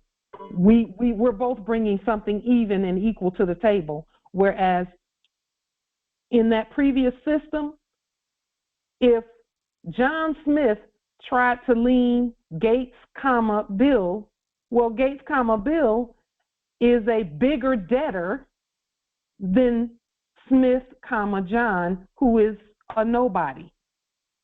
In other words, he has a little bit of debt. Whoever that was, they were outside of they were too big for their britches in that corrupt system. A debtor can't place a lien on another debtor like that unless somebody agrees to be the debtor, a bigger debtor than before. Empress Angel, you were going to say something about that. Yes, it's in the Constitution. A debtor can't challenge a debt. You can't, I forget what article it is, but I know it's in there because I've read it and understood it, that your corporate person debtor cannot challenge the debt because, thank you, 14th Amendment, Section 4, thank you, Justice Nate. Yes, that is it. You cannot challenge the debt because you are there in that system. That person is that debt. So you will be going up against that person, will be going against that person. You're giving bad advice on how to get addicted. Get out of here. Which would be, in the enactment, a frivolous claim, which would be a so-called crime, a charge, because then how could the charge be satisfied if the acting debtor is going against and saying, well, you're a debtor and I'm challenging the debt? You can't do it. You have to be in your proper persona. You have to state you're just a creditor, and do everything else proper, stating who you are as a living people. You have your own person, and then you can go ahead and however you set off, discharge, restate the debt. But knowing that you are living and the debt is dead, and let the dead, like we just said, let the dead bury the dead. But my goodness. Well, if I could interject, Empress, in affirmation of what you're stating, debts and liens are the same thing. And for every lien, there has to be a transmitting utility by which the debt is transmitted. Well, the guys, those ones that you're referring to, who got 20-something years, and I'm assuming they're modern European. Is that correct, Justice Willie? Yeah, they weren't black men, yeah. They are black, actually. I'm sorry to use the word black, but connotatively. Yes. So they are the debt. They are the way by which the debt is being transmitted. So how can they challenge it when they're the utility being used to transmit the debt? In other words, they agreed to the debt before the debt was ever transmitted. So bottom line, if I may interject, is that if you have not changed your status, you should not attempt to be putting lien on anybody or anything. Am I right in saying that? You are correct in saying that. That is correct. That's correct. Thank you for stating that, but that is true, yes. Because on all the liens that we've ever either created and seen, there's a place where you can identify the transmitting utility, and it will always say debtor on their liens. Debtor is the transmitting utility. Debtors cannot transmit credit. That's not what a debtor is. By definition, a debtor cannot transmit credit. And they were looking for credit. They were leaning someone looking for credit when they're debtors. So all the system did was say, not only are you a debtor, but you're going to debtor's prison for trying to be a creditor without changing status. All right, next question. Therefore, if I am in their system, I haven't changed my status, I'm considered the debtor, so when I put a lien on my property, I have to either pay the debt or change the status and then become the creditor. Am I correct? Correct. And that's not even optional. You must change your status no matter what. Unless you want to accept the consequences that debtors have coming. And Grand Chief made that abundantly clear this past Friday. Islam. Yeah, all debtors go to prison in that system, in that previous enactment of a system. So when they were busy pulling people over and people were like, all it was a tail light out, and they put me in jail for 6 months for a tail light out. That's not really why they put you in jail. They put you in jail because you accepted their corpse's status. And, you know, I did say that. I think about the case with P. Diddy. I know I'm going off a little, but with P. Diddy, in their court, you are charged, and if you go there and you say not guilty, which he did, even though he offers playing is $50 million, he says not guilty means that in their system, you're charging me, I owe the debt, but I'm not paying the debt. Not guilty means I'm not paying the debt. Maybe if he had said, I accept the charges and I willing to settle, blah, blah, blah. That's how you use their language. And I have used that strategy, and they negotiate with me. But if you dare say no in their system, you're in trouble. So it's better to say, I don't accept guilt, and I'm not pleading, but I accept the responsibility. No. Please don't go into a fraudulent system trying to get that system to do something right. Please don't do that. Because you will play yourself. Because you know why? Because they might have let you slide for a minute there, but look how they came back at you. They will always come back for their contracts. Always come back. And after a while, if you keep trying to stay in that system and play around, they come back with the guns and the kicking in the door and all of that. See, that's where permission to kick in doors and bring guns comes from. It's people thinking that they're so smart that they can outdo a fraudulent system. Don't do that to yourself. And that goes for everybody. I'm not speaking specifically. I'm saying in general, please get out the system. The Bible says come out of her, so come on out. Ashe. Yeah, but you see, I wish it was as easy as that, because let me explain something.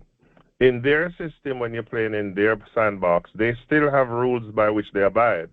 I was reading on one of their websites, canley.com.org, and they have a case law there that shows if they do not give you disclosure, in America they call it discovery, they cannot negotiate. They cannot strike up a deal until they have given you full disclosure. And I find in many of their cases they do not have full disclosure to back their allegations. In none of their cases do they have full none. Right. Do you hear me? None. That means no matter how you try to play around with that piece, they're going to lie. It's called the father of lies. Yeah. That's correct. Because that's a spiritual thing. The good thing about it, their rule says you can stick out to them to give you the disclosure, and if they don't, they cannot ask you to make a deal with them or to plead guilty. And so people need to know that the disclosure is one of the single most important thing in any court case. I yield. Okay.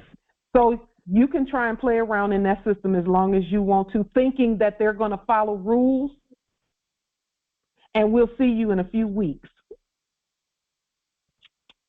You think, and I'm just saying in general, not you, Justice Willie, specifically, but including you, anyone who thinks that because they post a rule up somewhere that they're going to follow it, if you think that that's what they're about, you've got the biggest lesson coming your way. And I agree with you. They are liars. They're not even who they say they are. They're not even courts. Why would they put a rule up about a court when they know they're not a court? Yeah, but you see, might I add? Emperor. Why do they hide everything that they're doing in the court and there's no recording going on? Their fake courts are actually banks. We could go all day. This Congress could go all day about why please don't do that. Congress. So what is the option you're suggesting, though? If you're already in their system, you can't just ignore it and walk away, because that's also a recipe for disaster for them to come hunting you down. Okay. We'll say it again. We probably said it 1,000 times, but we'll say it 1,001. You got to rebut everything they say, but you ain't going to rebut it in their system. Ask your buddies that you talked about with the, and they're not your buddies, the 12 dudes that was trying to file liens in that system that they thought was a real system and got 20 and 30 years for liens. You cannot be in their system and challenge it. You can't be in it and challenge it because the whole thing is dead. You must come out of that system, and then you don't challenge it, you command it. You kill it because it's already dead. You just speak that it's already dead, and then you speak life to the things that you're doing. Listen. But break that down in simple terms. What are you Gratitude, suggesting? Empress Light. Gratitude, Empress Light. You know, now empresses, I could feel the energy of the empresses and the matriarchs go way up when he said what he said. Just empresses know we feel you. We all are on one accord, because I was about to shoot up out of my seat. But we love Justice Willie, so we're not gonna do that to him. But go ahead, Justice Willie. No, shoot, man. I can take it. I'm a lion. Yes, you are. You gotta be to think that. You gotta be to think you can challenge a fake system while you in it. I don't got a chip on my shoulder, man. I can take it. My back is broad. Islam, we love that. Thank you, Justice Willie. Listen, first of all, in order for the law to be enforced, it must first be established. You can't establish law if people are lying about who they are. If they're saying they're a court, they're a liar. If they're saying these are the rules of the court, they're lying. If they say that they've ever been a court, they're lying. If they say they're police, they're lying. If they say that they're clerks of court, they're lying. Never have been and never will be. They are actors who are not competent to issue the law to the sovereigns. They're not competent to issue law. So they don't issue it. They practice it. Isn't that what they say? After 8 years of school, quote unquote, they're practicing law. They put out a shingle that says this such and such law practice. That means they know they're not competent to ever issue law, not even once. No matter how many years they go to school, because school ain't nothing but animal husbandry. It's animal husbandry. Come on. That means that a monkey can learn it. Because the monkey is going to do just as good a job as anybody who thinks animal husbandry is real. It's not. It's for animals. And that's not a slight against anyone. It's all it is stating that those are the facts. The facts are that animal husbandry is not for the sovereigns. Period. So, Justice Willie, that's not a real system. If you might as well go down to Kmart or Walmart and set up your paperwork and have the greeter at the door be the judge, quote unquote, and start telling them stuff and leave your fate up to them. Or somebody in the fruit department or the toy department or the bakery, and have them to adjudicate over you, because that's about how valid all of that stuff is, which means it's not valid at all. Islam, and we even just go back to the beginning of, the original Articles of Association, the original Constitution, and what it says about the Congress shall have no authority, and so on and so forth, to institute any other organizations. All of that, Exactly. So that means it's always been in the hands of the people. And if you have to really process and read what it's saying and what it's not saying, And when it's stated that if anything else, it reverts back to the people. So the people is always the government, and the de jure people at that. Let's just make that clear. The living people. So, like, this is what another brother who is a great eruditer, he erudites and states that why are we even having these debates and discussions about, it's not even a fact, they don't exist. They never existed on paper. Like, when you understand, like, the treaties and what they present, like, this corporate fiction doesn't even have a treaty to be constitutional. So what are we talking about? They don't even exist nowhere outside of the paper that was enacted in Hollywood. So to debate something that is frivolous and fraud and the enactment thereof is like, huh? We have to get back to the basics. The basics is the basics if the basic stands alone. And that's the truth, that's the fact, that's the end all be all is all. There's no treaty whatsoever that constitutes this enactment of a non-existence. And I can't even go beyond that because it doesn't even, the G doesn't even come into the existence that would be the enactment that has been enacted. So what are we talking about? Know your truth, and the truth shall make you free. So the truth is, it doesn't exist. And there's no power greater than self. Know who you are, stand on your square, and demonstrate at all points in time this act that has been enacted is the greatest act there is the greatest act going, because it's gone.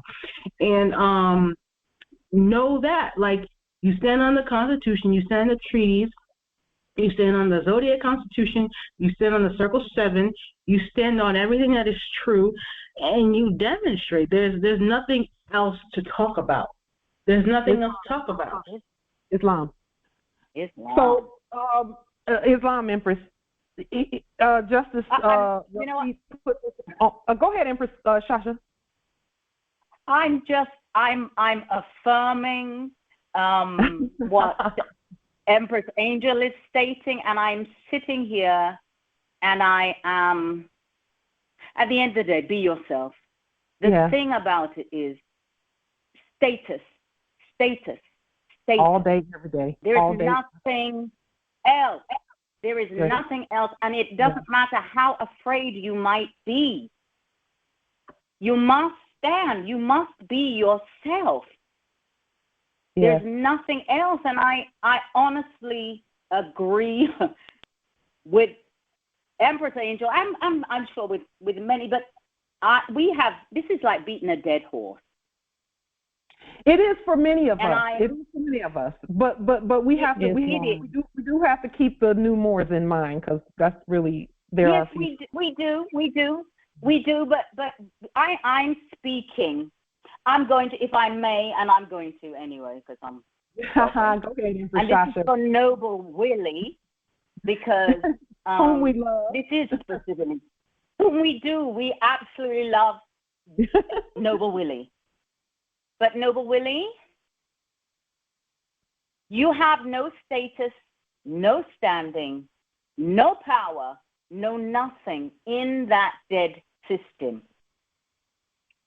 And when you are not declared as, and you are not being yourself, you are filed under debtor. And the status and the nature of your name is your status, or the name that you have in that system is your nature, which is dead. You are living, lion. And it's just you cannot get around being tested. You cannot get around standing. You cannot get around being who you are. And I say that with love, absolutely. Yeah. And it's a fact. It is what it is. I have dealt with the guns and all kinds of things. And I have stood and will continue to stand. But there's no getting around this. You are sovereign, and you must be sovereign. You must. So anyway, I yield. Islam. Thank you, Empress Shasha and Empress Angel. Look on the screen what Justice Nate put on the screen, 28, and we would stretch this out and elevate it to a United States code and not a U.S. code. But it says, any justice or judge appointed under, and you know we're not under anything or anyone, the authority of the United States who engages in the practice of law is guilty of a high misdemeanor. So all they do is practice because they can't be the real thing. It's like having a dress-up tea party trying to be the Moors. So what is normal for us is when we just continue proclaiming who we really are, sending documentation from our courts, knowing that everyone knows who we are, knowing that when you question them, they will admit that they have always known who we are. Again, we must be ourselves all the time. That's normal for us. This is normal for us. I was going to make a statement about that, but let me just show you really quickly. Something came, one of the subjects brought something to our attention about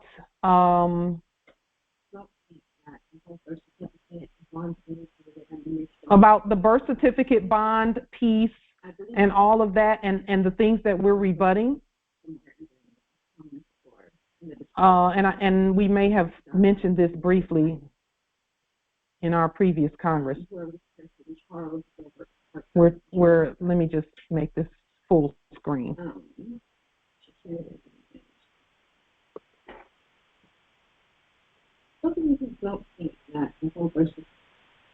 Somebody has their mic open? Actually, it's a video that is here. Let me go ahead and put this, see if I can share this video. This video is just someone showing that there's been some trading, etc., enacted in the all caps name by fakes and frauds, and they were just showing where this is and how it all happens. And I'll put the link to this video in the chat. I believe I'm going to take care, but I'll post the link. Let me see if I can make the volume a little. This is something from the sec.gov archives site showing the quote-unquote bonds placed on the all caps name by frauds, okay? Bonds being traded under your strawman thing is real. Here's your proof. I believe I remember how to take care, but I'll post the link somewhere, either in the comments or in the description. You can see it says .gov, it's a legit site. Whoever this person, Charles Gilbert Parker, Jr. Trust. Securities and Exchange. You can see here it says District of Columbia. Just one moment. Here, right here, it says District of Columbia, state or other jurisdiction of IRS employer, incorporation or organization. Registration of securities, it's a general form. Okay. Securities and Exchange Commission, Washington D.C. It's the Form 10. That's what they were using to enact the fake fraud and to register, quote unquote, securities in the all caps name so that they can throw you in jail if you accept their name and their person. This is how they created their person. Okay? Charles Wilbert Parker Jr., exact name of registrant as specified in its charter. District of Columbia, and then here's that EIN that everyone keeps talking about. the E.I.N that you do not own, and then they put all caps on the address and everything with this zip code here. Now, if you'll notice, when they list this thing, they spelled everything out, but they have you using two-letter states. What I wanted to. And then look at some of this. It says, we are filing this general form for registration of securities on Form 10 to register our individual surety bonds. It says it right there on the screen. Our individual surety bonds, international promissory notes, international bills of exchange, and corporate bonds pursuant to, and then it lists some fraudulent stuff here called the Exchange Act. It says here, once this registration statement, if deemed effective, we will be subject to the requirements of Regulation 13A under the Exchange Act. Okay, so they're telling you that that thing does not belong to you. That thing that they created was not, that doesn't belong to you, it belongs to them. That's why we create our own person. To show you what is. And then if you read through the statements, these statements that she's thumbing through, read through them when you have a chance. We'll put the link to this video in the chat so you can read all the stuff that they're talking about, their person, not you, and not your person, and not anything that belongs to you, and not anything that you should be. Primary bond, the certificate of birth, District of Columbia. There it is right there. The company is authorized by its primary bond, the certificate of birth, District of Columbia, and then they put the number here, to issue $300 billion, of which $100 billion are individual surety bonds, international promissory notes, bills of exchange. Individual surety bonds, international promissory notes, international bills of exchange, corporate bonds. Islam, Empress. Empress, could you give me the title of that yes. video so I can look? I'm on the phone, so I can't see, yes. Or if you put it under the video or something. Please. Yes. So the title of the video is, it says, quote unquote, you already have a UCC security agreement - proof. That's the name of it. You here, already have a UCC agreement - proof. Okay. Yeah, UCC security agreement - proof. And again, she's saying it as if it belongs to her when it really does not. It belongs. Right. They're telling you that it doesn't belong to you. It belongs to them, and they're going to do whatever they want to do with it. So the link is in the chat. Also, yes. I'm not on the chat. Will not be in the video afterwards, but I wrote it down. Thank you. Islam. And again, I was just going to say, the author of a thing is the authority. So I mean, we know that one plays like a record. So yeah. Yes. Thank you. And so, again, they're talking about the quote-unquote certificate of birth. Yes, Islam nobility. How do you find out the bond on your nom de guerre? You create the bond or nom de guerre. And it's not a nom de guerre, it's an ens legis. You create it, and that's how you know how much is on your bond. No legal standard? You say illegal? What'd you say? Meaning no legal standard? It's legis? Or something like that. Ens legis, let's look that up so that you can see what ens legis. We create ens legis, okay? They create nom de guerre. Right. Nom de guerre means war name. We're not at war. But when they put it on a statement bringing it to you, it's all capital letters, so that is at war, right? That's war, so we don't use that. Gotcha. So my original question, we create an ens ligus, and let's just look at ens ligus and see what that means. But I think what he's trying to get at, correct me if I'm wrong, Noble, is if you create your own person, then you are the controller of that person. So you have the authority to create your nolo, minima, and maxima appellation, be it lowercase, all lowercase, capital lowercase, and in all caps. And how you navigate through, your life and things, you have to become studious and competent to do so.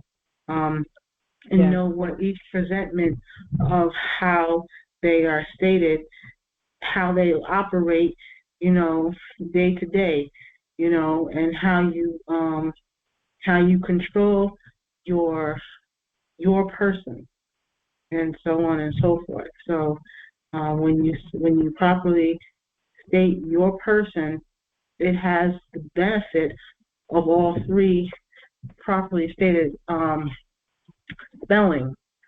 And so you have to, like I said, study and then show thyself approved by demonstration of all three properly stated persona jurisdictions. Because they are jurisdictions, because they hold a jurisdiction as stated, Islam. Correct. But I was saying, if they sent you documentation and your name is all caps, that is non-negere. Am I correct? Yes, that's correct. What? Okay, Anything they send you, Noble, is non-negere because they sent it, which is dead. It's a war thing. Anything that the dead sends you is considered war. You have to restate it, and that's not who you are. You are who you are. That's why you have to state it. So know that restate it rather. So anytime they send you anything, know that it's not you, and it's an attempt to offer you something, and you can accept it or reject it, however you choose to demonstrate. We all have the right to be sovereign. So, and we can't tell sovereign what to do because people do how they do. So with that stated, you know the truth. The truth will make you free. That's that person, their person, and it is a war, offer. Reject it, restate it. Islam. Islam. Thank you. So this says it says a creature of the law. It's really a creation for the law. Just one moment. Let me make sure that Now, an ens ligus is what we create. It says here an artificial being as contrasted with a natural person. Again, our natural person is Pauline Ritchie in Capitis Diminutio Minima. That's a natural person. Capital P, all the rest of the letters lowercase. And ens ligus is in all caps. But it's not us, which means it's not the real us. It is an artificial being, but it's something we create. It's a living creation. Just like all of our property is living property. Did you know that anything that belongs to us is living? Living tables, chairs, lamps, conveyances. Why? Because it has our energy. So an ens ligus is a creation for the law or by the law. Thank you. Mm-hmm. And that is who we have created with our fiduciary document. Okay, one more question I got. Can you still hear me? Yes, we can hear you. I leaned everybody on the probation department. However, I didn't send in my paperwork. I did it maybe a week ago. And you were telling me that you were saying that they will come after you if you are not in your proper status. Well, I am in my proper status. However, I have what you call SSI.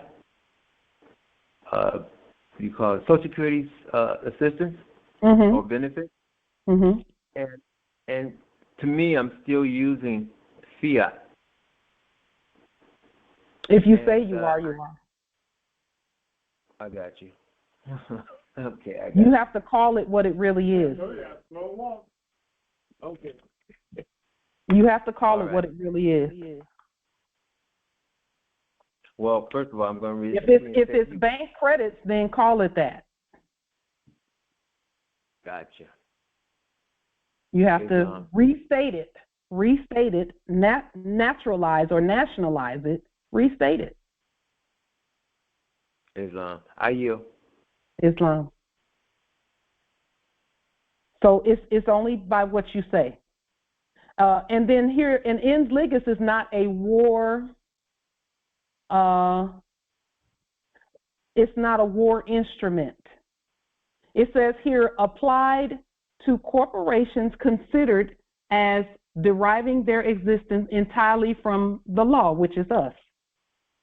So yes, it's a corporation in terms of it being in all capital letters, but it's a living corporation created on the land. Got it. Okay, that is what an ens legis is.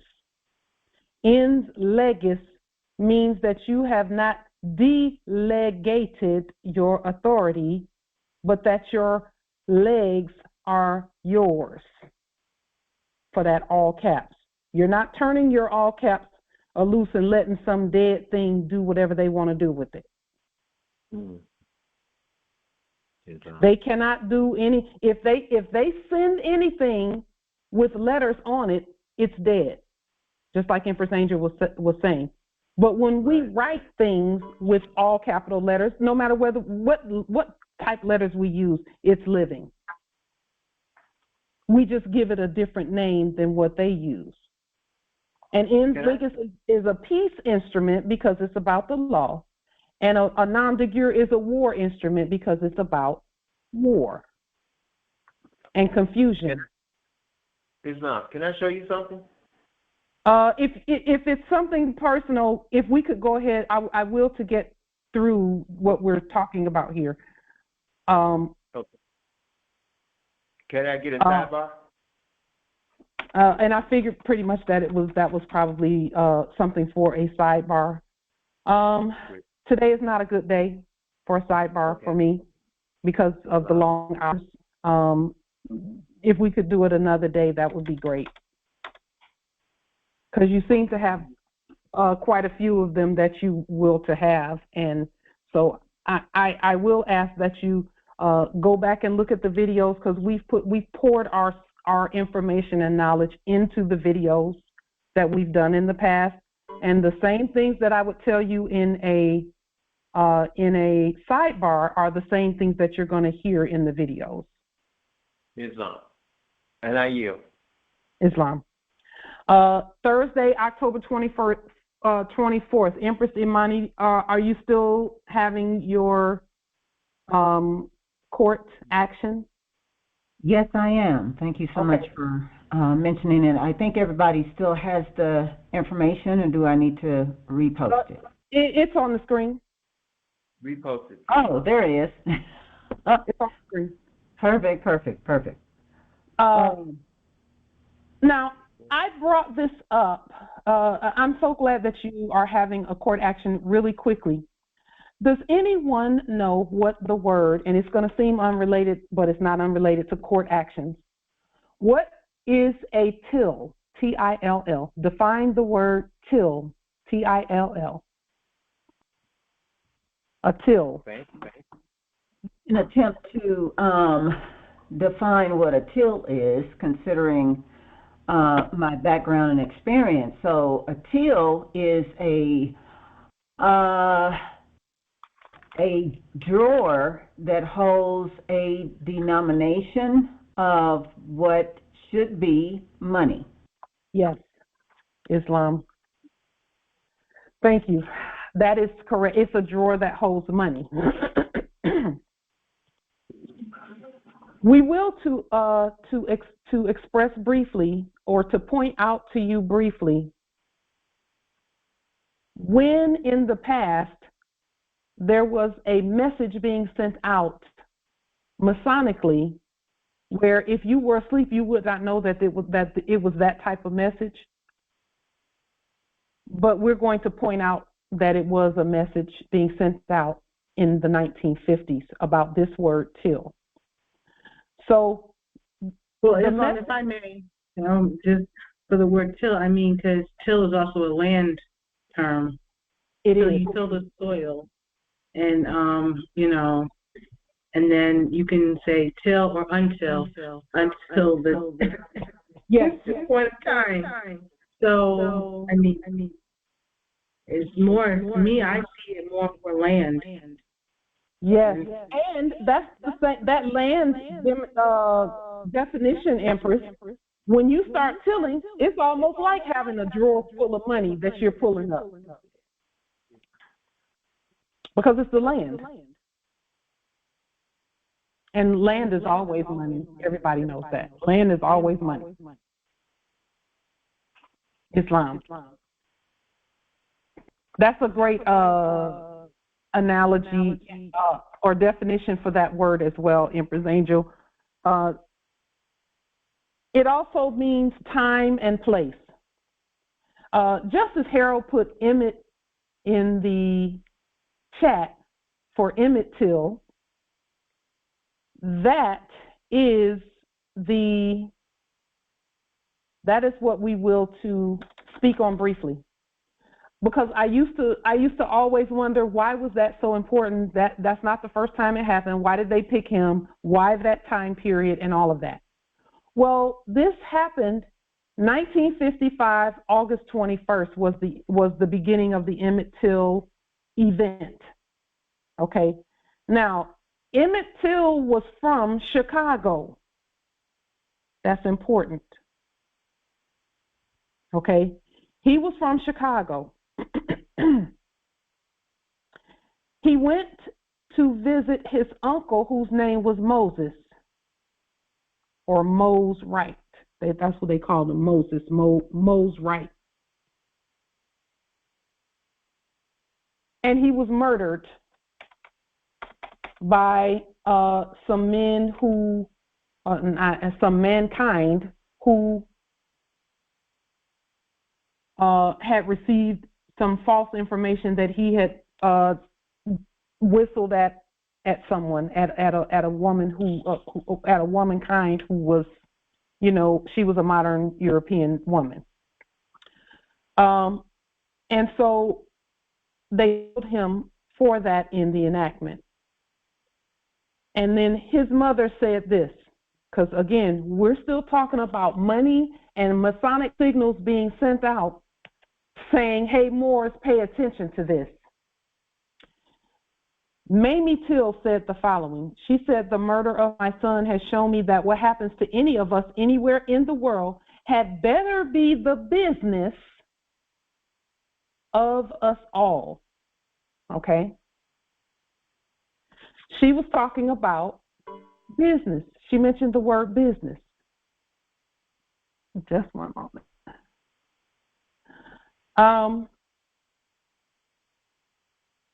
So when she mentioned the word business, they put up this sign where this event supposedly took place in 1955. It says the November 24th, 1955 edition of Jet magazine featured a story on the Emmett Till murder that shocked the public with photos of the battered body of Till in his casket. But look at the cover of that same Jet magazine and what they had on the cover. There's the cover right there. Okay.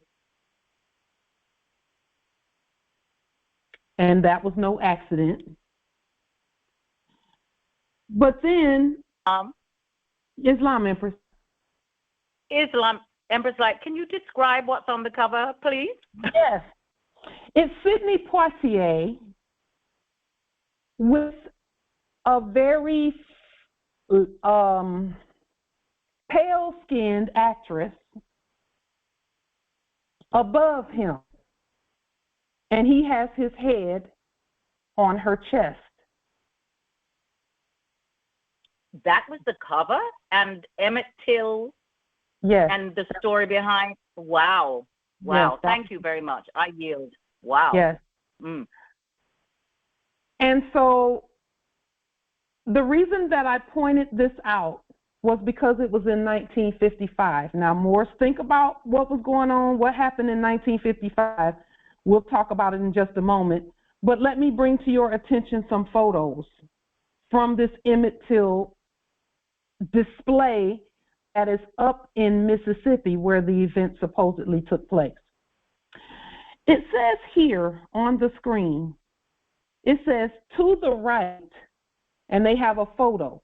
It says the all-white male jury is shown in the Tallahatchie County courtroom in Sumner.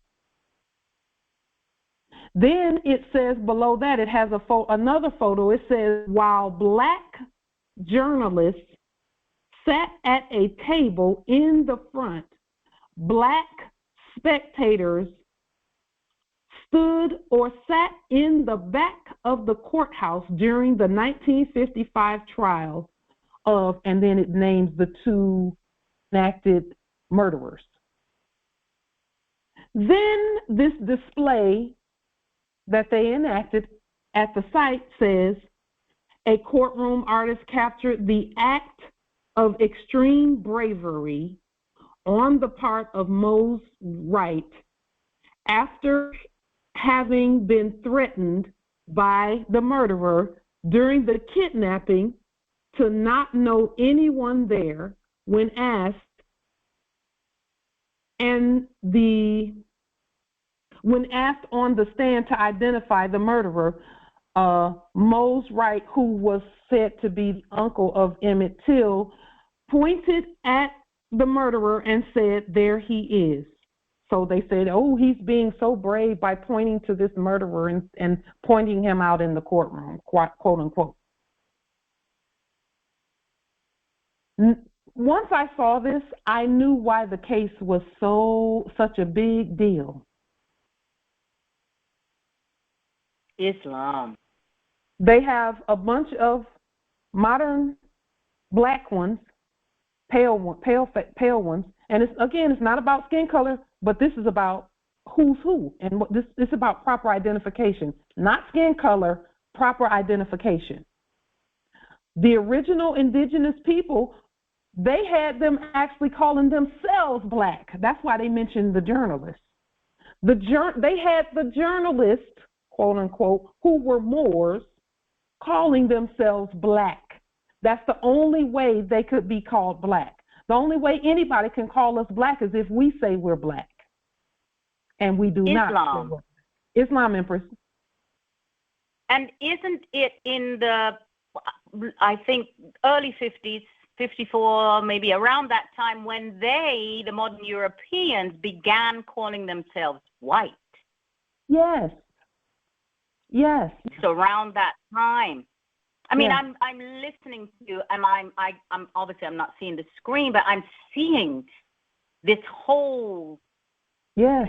whole Not symbols only and were they calling signs themselves and white. messages. Yes. Not Right. only were they calling themselves white, they started calling themselves Americans too.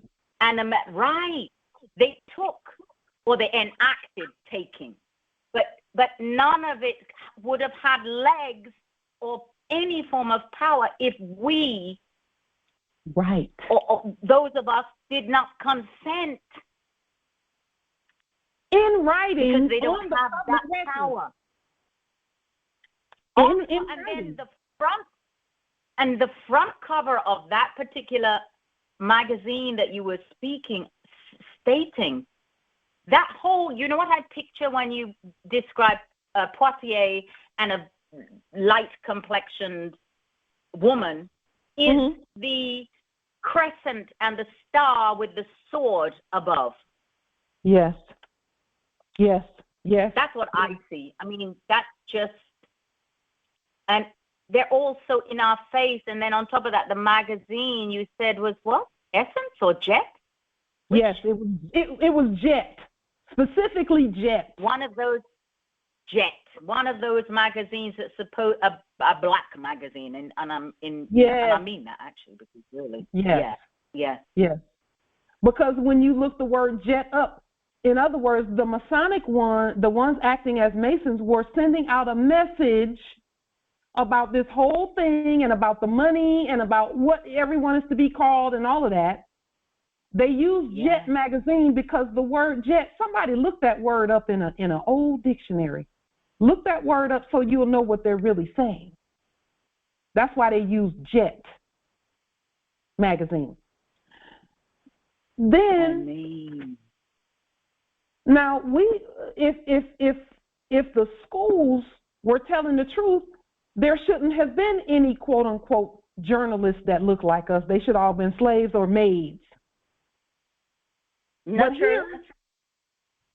Here they have a picture of who they're calling quote unquote black journalists.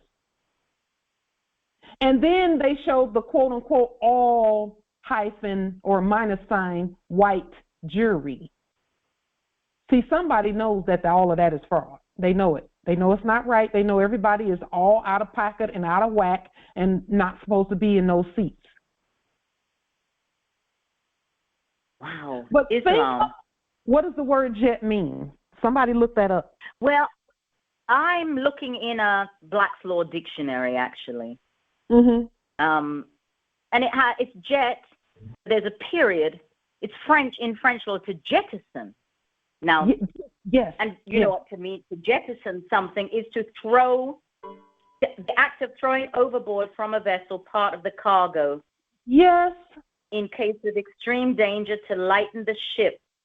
The thing or things so cast out. Yes. Thrown overboard so you can be lost at sea because you got a bunch of pale faces pretending to be a jury and a court while you're sitting in the back of the courtroom, not in the front, judging. You're in the back, calling yourself black. I mean, black. So in effect, the ones calling themselves blacks are jettisoning their people and themselves overboard. And right, themselves, of course, but which because of the theater that was going on there, it's like the token. And as long as the token behaves the way the token's supposed to behave, there goes the rest. So they thought. Now, so they thought, exactly. Let's talk about what was going on with the Moors in 1954, 55, 56. Come on now, y'all. Come on, y'all know what was going on. Supposedly. The consular jurisdiction was canceled, removed, or put on hiatus, whatever you want to call it, but that was going on. Our courts were enacting shutting down. Right. At Chicago. And then at Mecca, and then that happening in not a courtroom. I mean, wow. Right. He was from Chicago, so the consular court should have took that one anyway, because it was between a Moor and a citizen. That's the thing. That's treaty law. So they abdicated. I mean, this was not, because it couldn't happen without consent. Of course, we had to sit down and be quiet in order for that to take place. That's why the Emmett Till case was so important, because you know what else it said? It said that, see, our courts have always been underwritten by our own money. Right. So what they were saying is that not only do we have the courts, but we got the money too. Now the Moors can't do nothing because we got the important part, the banking and the court. And we can do whatever we want to do with their person now. Now, and then on top of that, the young man's, the Moor's name was Emmett, to emit something. Yes, till the soil, the land. I mean, that's like all encompassing. emit the money. In the enactment. In the enactment. But yes. Yes. Wow. Yes. See, when they make a big deal about something, it's just all it is sending out quote unquote Masonic actor messages. They were just telling everybody that y'all, we got Chicago, we got these Moors shut down. They're letting them enact killing Moors from Chicago and being in a court and letting all the pale faces tell them what to do. I mean, emit in the Black's Law Dictionary, 4th edition, to put forth or send out, to issue. They cannot issue anything. But yet, I mean, goodness, well, we know that, but still, when you see. Yes. And that's the only reason that we even glance at the funny mirror every now and then, is just to, what message are they sending out this week? Oh, that, okay, we good, we got that. Boom. Right. Let's keep going.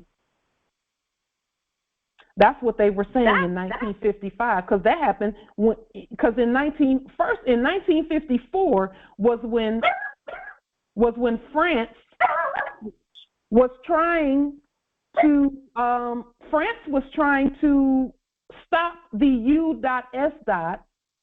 from exercising complete jurisdiction over the Moors, because they were in the International Court of Justice fighting.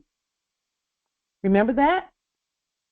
The 1954 case of the African nationals at Morocco is the case that you look at for this. It was 1954. Then in 1956, it was when they said, okay, we're going to enact shutting down all the consular courts until a particular date, because they couldn't shut it down. The Moors just had to stop doing court actions. And at that same time, now, Justice Willie, this will bring some things together for you about why we say come out of her. In 1954, 55, 56, all the way to 60, if you look at the court cases that were happening in the quote-unquote Supreme Court, all you have to do is go out there and Google Supreme Court cases in propria persona. Or you can say Supreme Court cases in propria persona juris. You'll start seeing cases come up where Moors were going into a fake Supreme Court, pleading, and they knew they were in propria persona. They knew that, but they were not competent to know that they were in a fake court.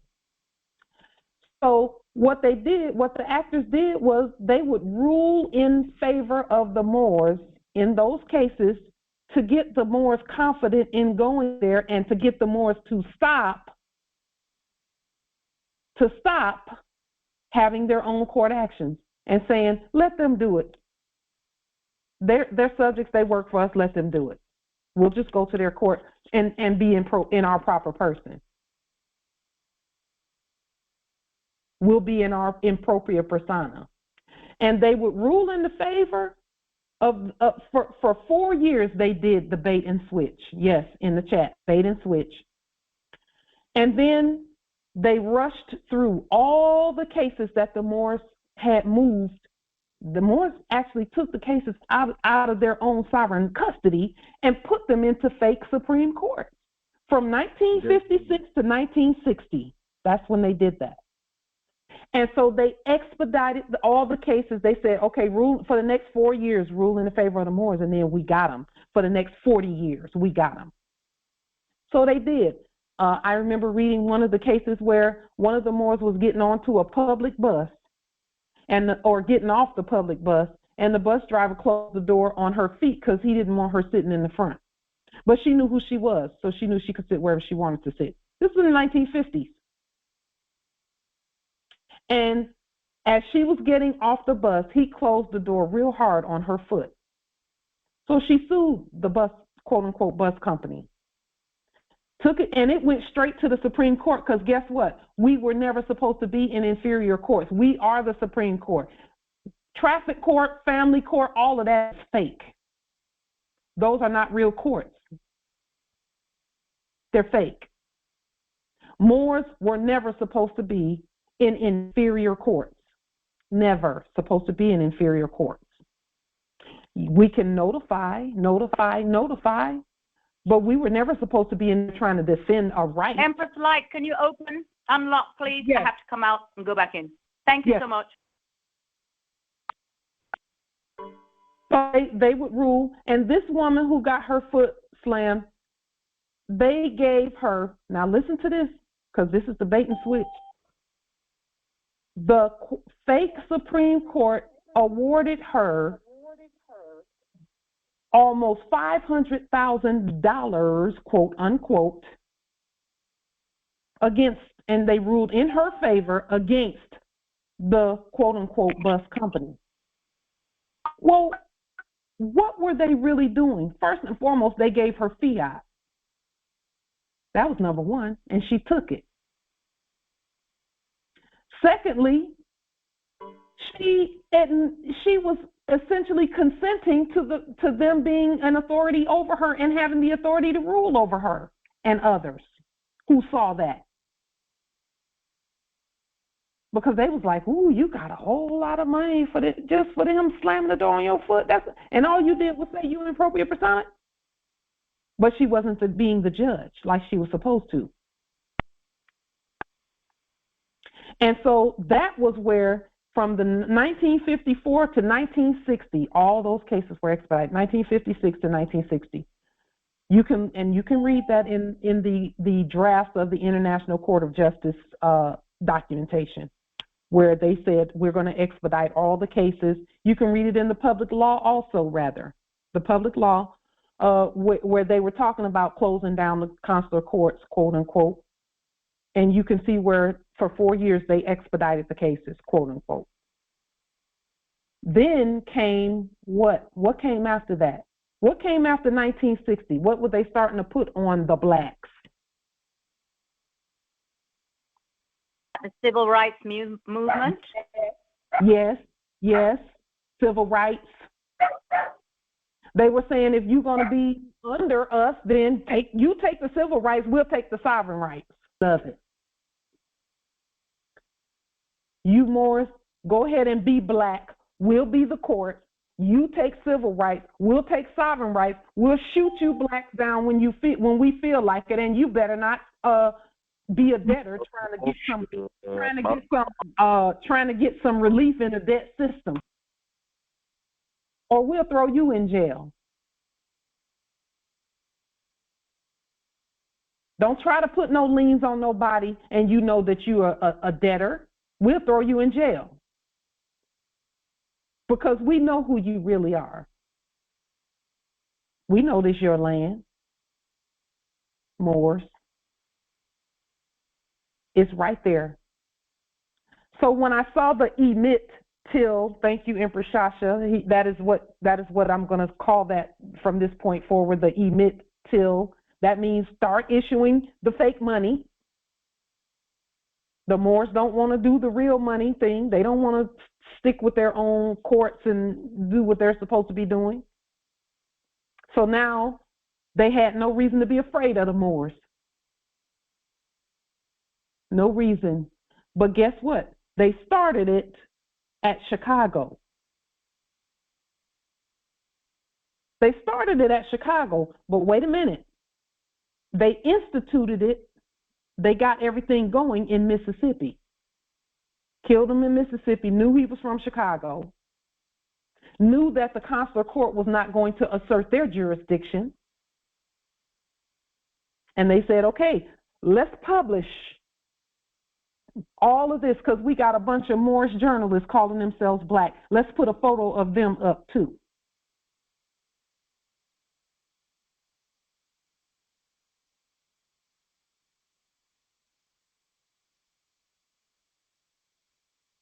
Now, tell me they don't know who you are.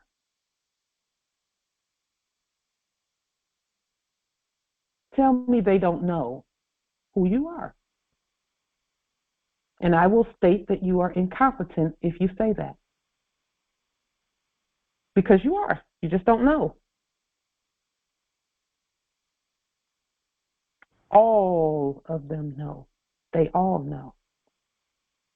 And so now we're not even mad at them. All we have to do is speak to our system and let them read what comes out of the system. Because that's all they do anyway. They don't write anything new. They just look at a system, and if the system says warrant, they print it off and hand it to some actor to act as, okay, go act like you're going to do this warrant, so that the Moors will know what to do with warrants. Or go act like you're a judge, because the system has printed out something saying that this Moor agreed to be the corpse, so go get the corpse, bring the corpse into the jail, have them see us in 6 weeks, because let them sit in jail and eat dead food for 6 weeks, and then bring him into the court, quote unquote, and let us continue to act like we're the law over him, since he won't do court action. Since she won't do court action, we'll do them, and we'll make then we'll require fiat from them. That's what we'll do. We'll call them emit till, because we're gonna keep trying to pull some fiat out their behinds until they start doing court action and knowing who they are and being themselves. So that was not a mistake. And then Mamie Till said it's everybody's quote unquote business. Everywhere it's the business. What is the business? The right money, gold and silver, more sovereign dollarium, the right money. Islam. She also admitted on her deathbed that she actually lied. The woman who said that Emmett Till whistled at her or looked at her or something. Of course she lied. Of course she lied. That's I don't think anybody was surprised by that because the whole thing was a lie anyway. But guess what? We can't blame her, because you got Moorish journalists calling themselves black. They're liars too. Correct. And anybody playing around in that system, and you know you're a Moor, you're a liar too. Get it straight. And I wouldn't say dirty. I would just say you just ignorant. You don't know. You're ignorant. You don't know. Ignorant. Okay. And that's I'm not trying to down anybody, because I was ignorant at one time too. But when you know better, you do better. I'm just saying. So that's what emit till was all about. Because I just kept thinking to myself, there's something to this. I don't know, but at some point in my life, the dots will be connected. They were talking about the courts, the money, and then who's who, proper identification, but they were not identifying properly. So what did they do? Put up pictures of pale people calling themselves white. Put up a picture of Moors calling themselves black. And not only calling themselves, the reason this photo was so important for them to put up is because they wanted everyone to see that the Moors were actually writing and publishing that they are black. Because you can't call us black if we don't say that, if we don't agree to it. So you have to prove that we agreed to that. And there's no proof for that. In fact, there's proof to the antithesis. We've already stated who we are in writing. That's why your documentation is so important. You might think that your documentation is not that important or is not having the effect that you want. You better keep putting it on the public record, because all the rest of that stuff is washed away. They don't even have any proof that stuff is out there. It's being burned, washed away, thrown in the fire, being melted. It's being deleted and obliterated. Meanwhile, our documentation, which is real, that you can really feel it. You can feel the seals. You can see the wet ink on them. That's what's real. All this virtual stuff is ain't about nothing. It's nothing. They and someone put in the chat, inserting themselves in history. All they did was write, and nobody rebutted that they were not who they said they were until now. And now that we've rebutted en masse, of course the floods are going to come and wash all that crap away. Of course. Of course the fire is going to shoot and burn up all that stuff and leave the trees.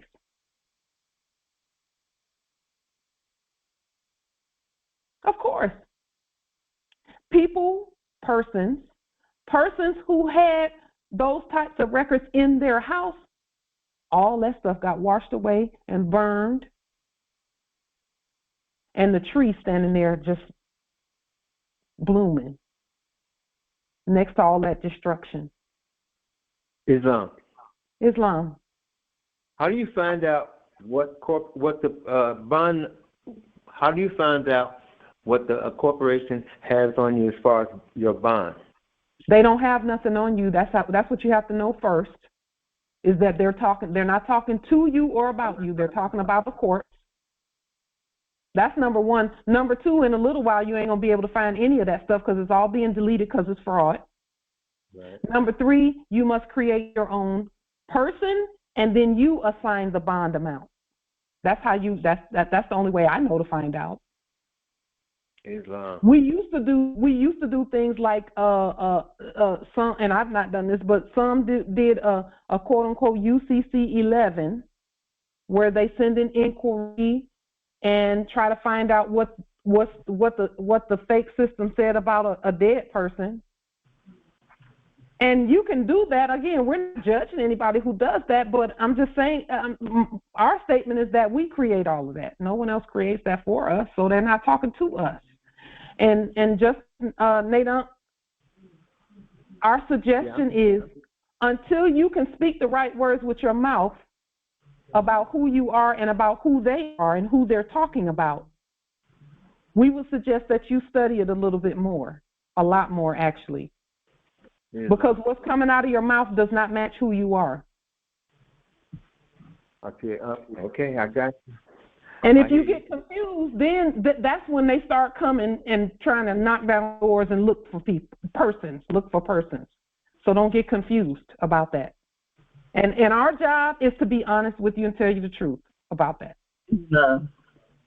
Because we love you. Okay. Islam, Aisha. Great rising, great empress. Is there a specific site that we can go to get templates?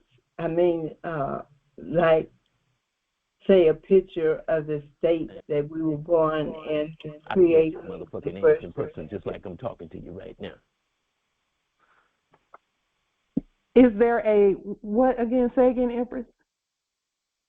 Like if a person was born in Mississippi, where would you go to copy the outline of the state of Mississippi to create your birth certificate? What you would do is you would send an affidavit. Well, and the quickest way to do it would actually be to go online. This is how I do it. This saves me so much time. What I would do if I willed to restate something and I didn't have a copy, photo of Mississippi birth certificate. Oh, okay. And then I would just look through some of these entries that come up to see if they put a photo of a Mississippi birth certificate. Order copies online. So I just kind of click some things, changes, corrections, birth certificates outside, other records. This says other records as well. Let me see. So let me see if I can, birth certificate. So then I may say sample copy of a Mississippi birth certificate. A certified copy can be ordered from Mississippi State Department of Health.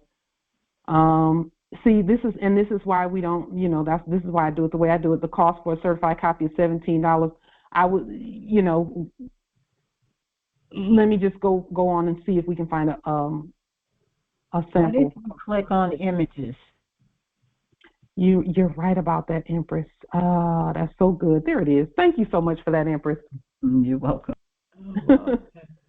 And here is sample after sample after sample after sample. And this is why we have Congress, so we can all get the answers. Here are just sample after sample, and you would pick any sample and just restate it.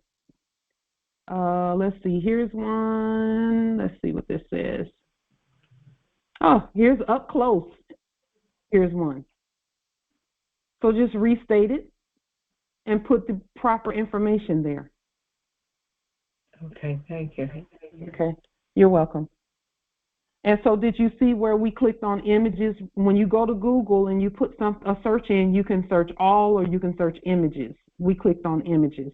Okay. Right here. And then I just go ahead and restate it. That saves me the time of mailing out and waiting for it to come back and all of that, because it's not really going to help us anyway.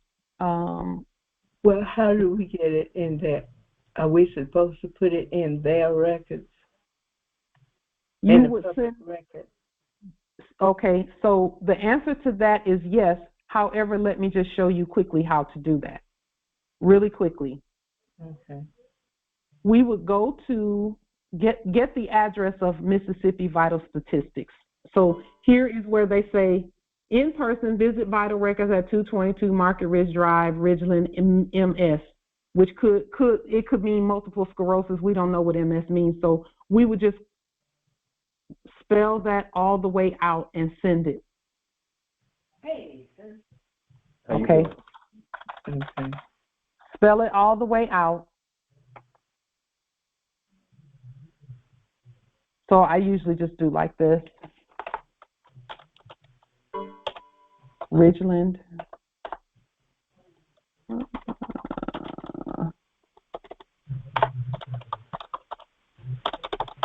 Mississippi. So you would, and then what you would do is say who is the acting director of Vital Records.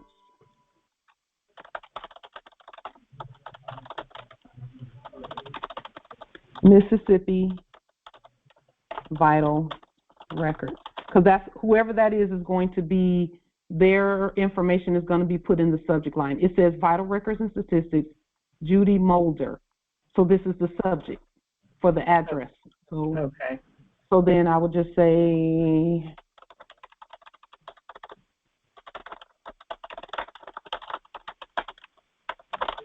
and this would be in blue, by the way. Subject Judy Mulder.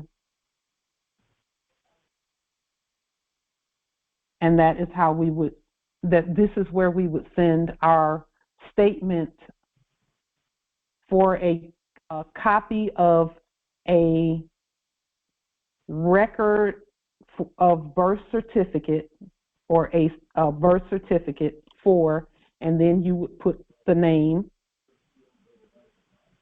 and just send for a copy of it. So send it to them and then ask them for a copy of it. Yes. So it's just a Vital Records request, a command. Okay. Usually they will have a form that you can restate. Okay. So let's take a look and see if they have a form. Forms. Let's see.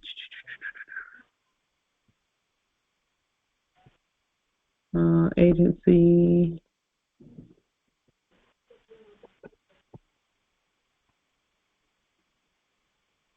So let me go back here.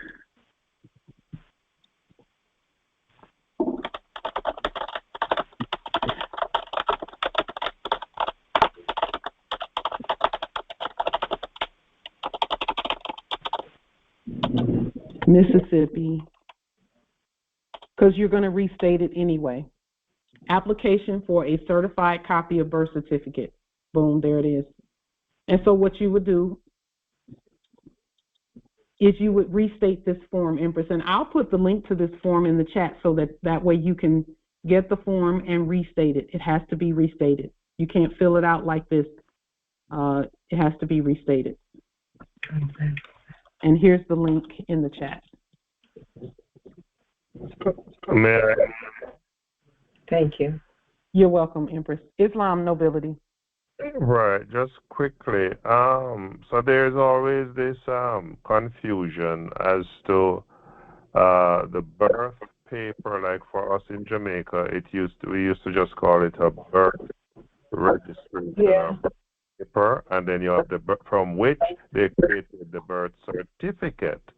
Mm-hmm. So sometimes we're told to authenticate, which is the one, and some we're told to just do a live life claim. What is your suggestion? Because I think there's a confusion as to which one of them it is that you really need. Because there's a live birth, and there's the fraud that they create at the birth certificate from the birth record, and the live life claim. Can you just clarify for us, please? Sure. Anything that they write is a sample of what you should originate. Anything. They can call it a live birth certificate. It's not live. It's a lie. You must take that thing and create the real one from it. You must create it, because who is the real vital statistics? They're not vital statistics. They're subjects. How is someone that came over from Europe over here, how is it that they got to be the head of vital statistics for you? They didn't. How does an all caps corpse become the vital statistics department for you? No, that just doesn't make sense. They cannot issue a live birth certificate. So you take anything that's been issued by anyone that's not you, and you restate it. You create a new one using the information on there, but you put the information in its proper person. So if they issued a birth certificate and it had last name first and first name last, you have to issue one with the first name first and the last name last, because last name first is military, and you're not in their military. You're at peace. So you create yours, make it look almost exactly like theirs, but with the proper title to the document, because all of their documents have improper titles, because they can't issue a proper title. That's against the Constitution to issue titles.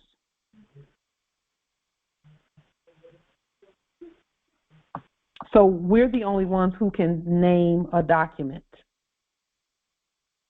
So ours is a living birth affidavit. That's the one on 8.5. That's the long, what they call the long form. That's the one on 8.5 by 14 on Moorish government letterhead. That is a living birth affidavit or a live birth affidavit. Then we create a birth certificate that looks a lot like the one that the frauds issued, except theirs was a draft. It's not even real. And then you make yours look almost exactly like it, except instead of it saying Department of Vital Statistics, yours is issued by Vital Statistics. It can be Mississippi vital statistics, Washington vital statistics, Michigan vital statistics, or the vital statistics ministry, whichever you prefer. Why do you keep calling these people fraud? They're not fraud, they're actors. And an actor is fraud, isn't it? Because they're acting like something that they're not. That automatically makes them fraud.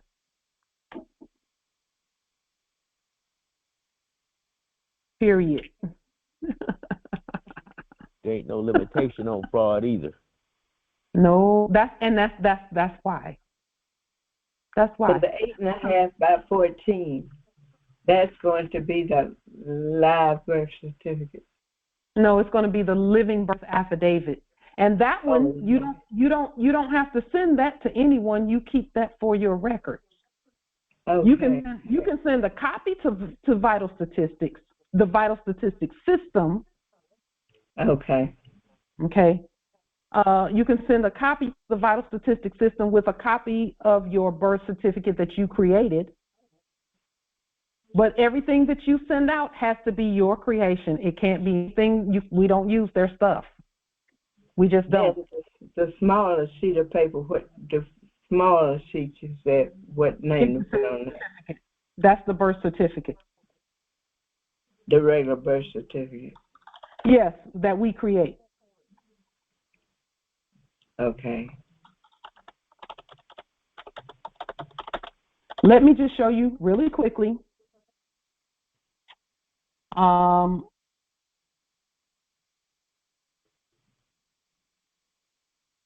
In the Circle 7, Chapter 2, verses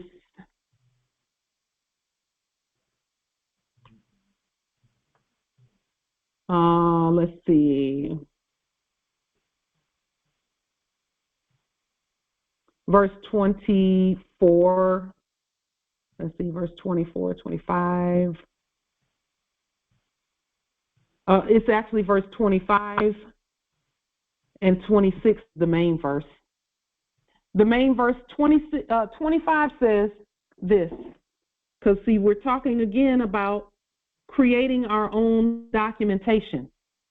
Verse 25, chapter 2, verse 25 of the Circle 7 Qur'an for the Moorish Holy Temple for Science states that this age will comprehend but little of the works of purity and love, but not a word is lost.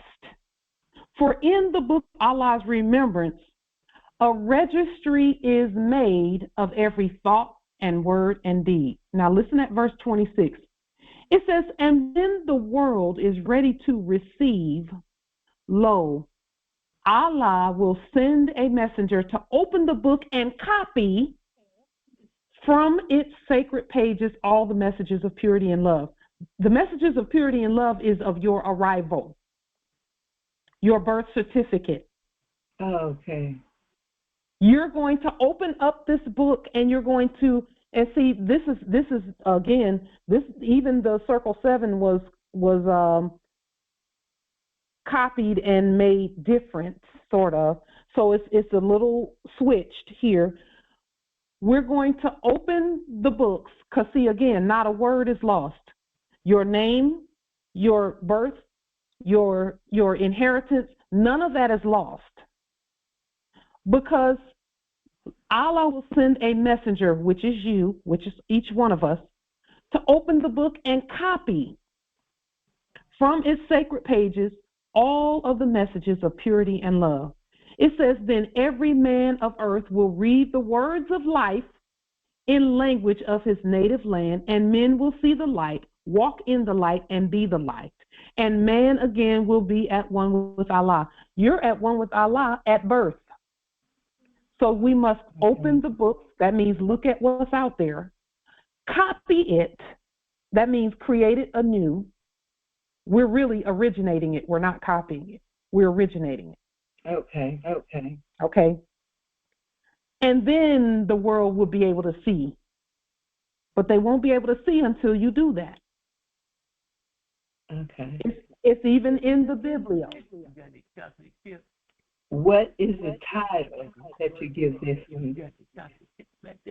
The title that you give what? The smaller sheet.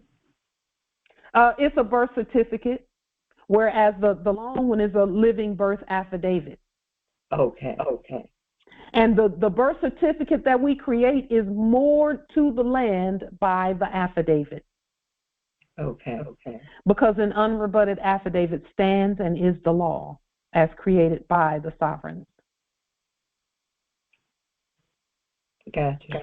And that goes for everything. That is the formula for everything that we do. Again, just like we stated earlier, restate everything. What is the formula for issuance of our resources? Proclaim your nationality, lien, levy, bond, allodial title, and then what? Restate trust deeds and trusts. Restate policies by which resources issued.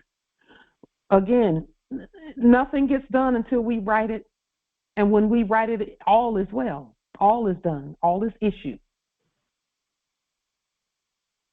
That goes for land, property, ourselves, our heirs, wealth, money, banking, all of that. Gotcha. Yeah.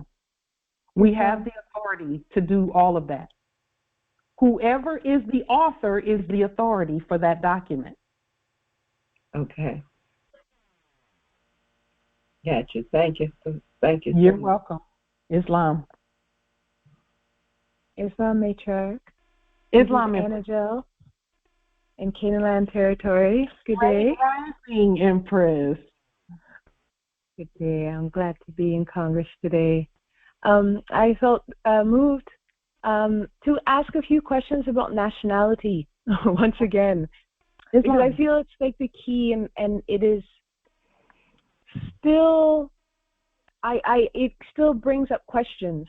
So the 6 affidavits that Moore still land, one of them is our trust, and I will to ask for. I know that at a previous Congress you mentioned 2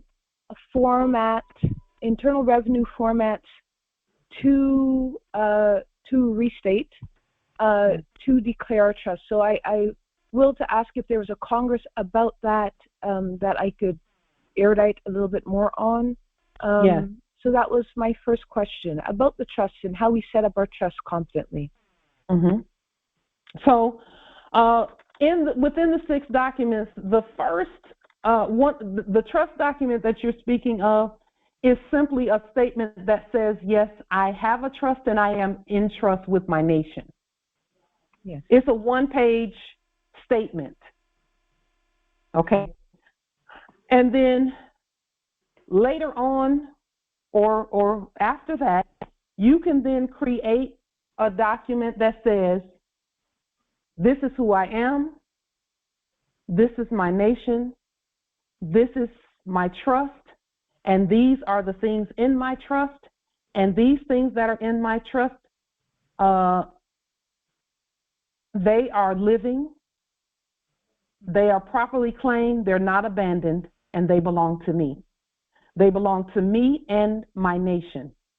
Now, the reason we say me and my nation is so that even if we disappeared because we figured out how to disappear, our property is still going to be with our nation. It's not going to be reprobated back to the dead.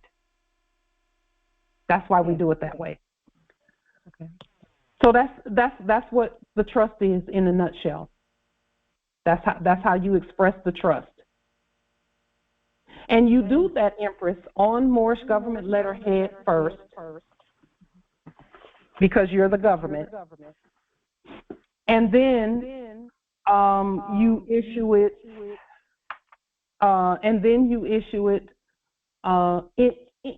you can create your own trust letterhead on 8.5 by 11 that you can put on the public record if you choose to do that. If not, you just keep it for your records, because that is proof that yes, you do have a trust, you are in trust with your nation, and that everything that you claim and proclaim belongs to you and to your nation. Because, see, you are the nation, really. Yes. Okay, so that is one part of the question. So another part, you spoke about stating a constitution. So yes. Somehow these two seem connected to me, right? So how do they relate then? As I am the land and I am the government as well. Right? Yes, that's a beautifully thought out question. A constitution and a birth certificate are the same thing. That means that something living has come into existence and has now manifested in this dimension. The state is the state because the living beings have created a document by which the state operates. It describes the state. It tells the state's origin, where the state originated from. And it also gives the time period. It puts the state on a timeline. So now the state exists both in time and space. The trust, the birth certificate, and the Constitution all do the same thing. They are all the same. So then when we talked about states, let's say that you are at, what state are you located at, Empress? So I'm in Canaan land and in Ontario. Okay. Right, so. Yes, so let me just really quickly.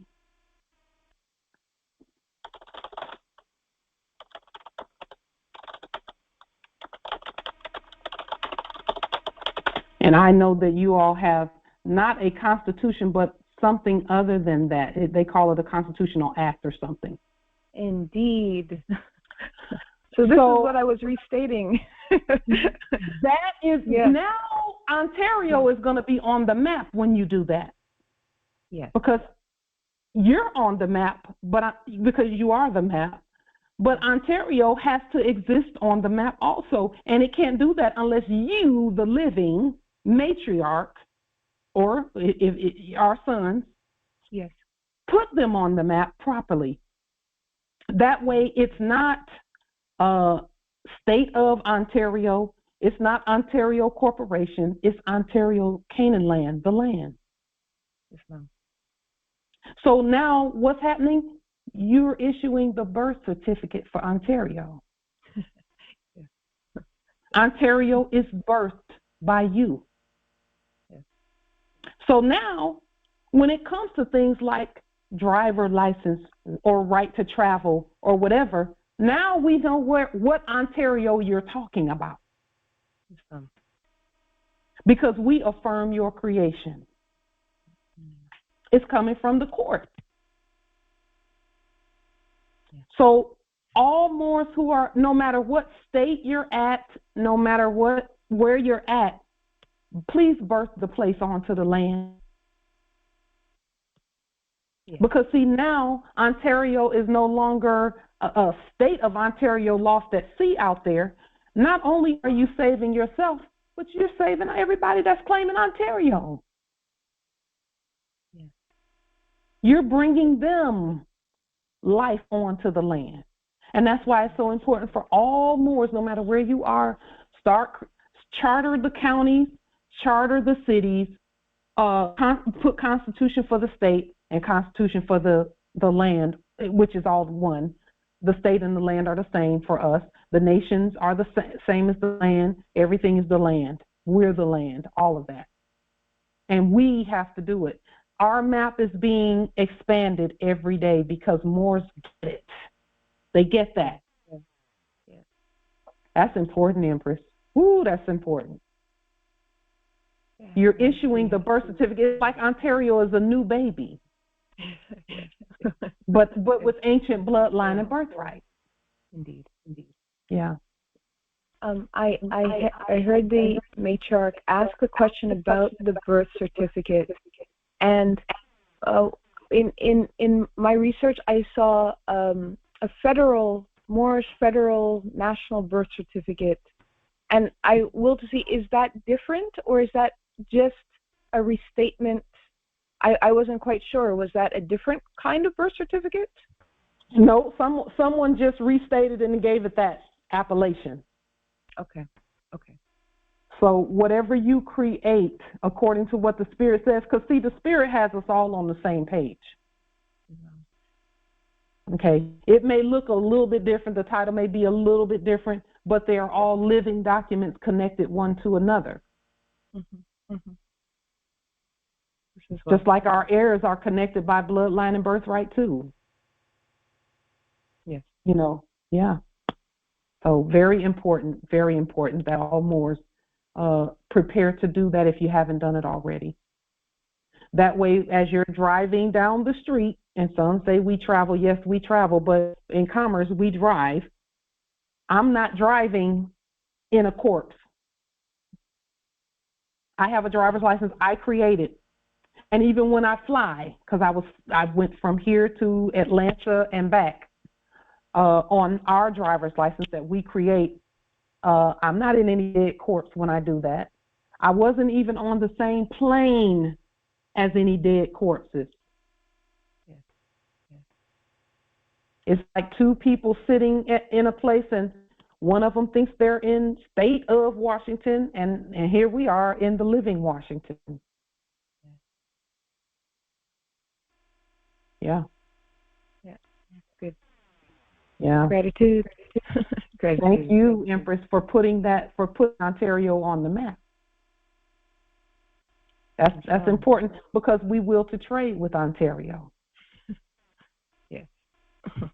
Islam. Indeed. Islam. Islam, Empress. I have a question as it relates to the right to travel and the driver's license. So what if you only have a right to travel? Does that replace the driver's license, or do you necessarily at that point need a driver's license? So I'll answer that question this way. We always have the right to travel, whether we have a driver's license or not. Okay, that's established. Because right to travel is the lawful statement of our movement. Right to travel is the national ID card. And you don't need a driver's license to do national or international travel. The driver's license comes in where we will to use the legal system, which is ours, to do commerce, to go to the grocery store, to go to wherever else we're going, other places, to visit one another and do commerce and exchange between each other and things of that nature. The driver's license is for that, and for use of any systems in our system that requires a driver's license. For example, again, when I took a flight from here to Atlanta and back, that part of the system says that a driver's license is the pass, not a passport, but a driver's license. So I took out my moorishe, what I call my moorishe driver's license. It's really a federal driver's license that we create, handed it to them, and the system said yes. That light has competently demonstrated a driver's license, so she can go. So it's not a matter of needing it, it's a matter of if you will to conveniently use the legal system, then a driver's license is the proper tool for that. There are some Moors who don't want to use the legal system. They want to go live out on the land in the middle of the woods and just live off the land and enjoy the nature because it settles well with their energy. They don't need a driver's license for that. But it's when they want to hop on a plane and go visit grandma or mother or father or sisters and brothers that the driver's license will come in handy. But they can't use a dead driver's license for that. It has to be a living one because they are alive. Okay, that makes a lot of sense. And I will say this, and I was just telling some Moors who traveled all the way here from Philadelphia's territory to get a driver's license recently, just this past week. The same thing. The legal system is our system too. And for many, many years, the moorishe movement was not, I won't say stuck, but that's the term that the Moors that talk to us about what the work that we've been doing, how they're no longer feeling stuck by saying they're Moors, but not being able to drive down the street without being pulled over and thrown in jail or pulled over and have their stuff taken. Okay? It's because we create our own everything. Anything that other dead enactment did, we must create the rebuttal to it if we will to use the legal system to do whatever we do. See, my driver's license keeps me out of a fake court on traffic tickets because they don't have jurisdiction over that one.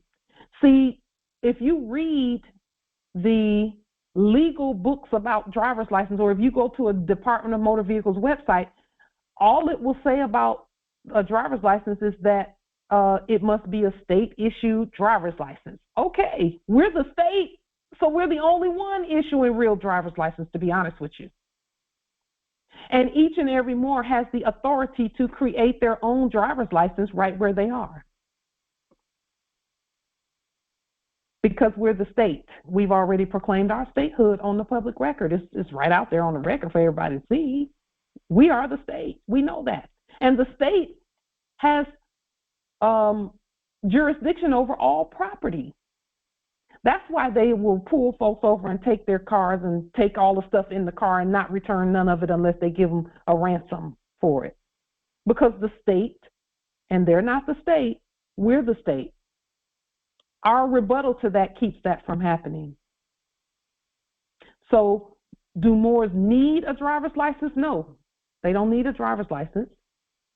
Will it make things more convenient where the legal system is concerned? Because the legal system is ours? Yeah, it will. It will.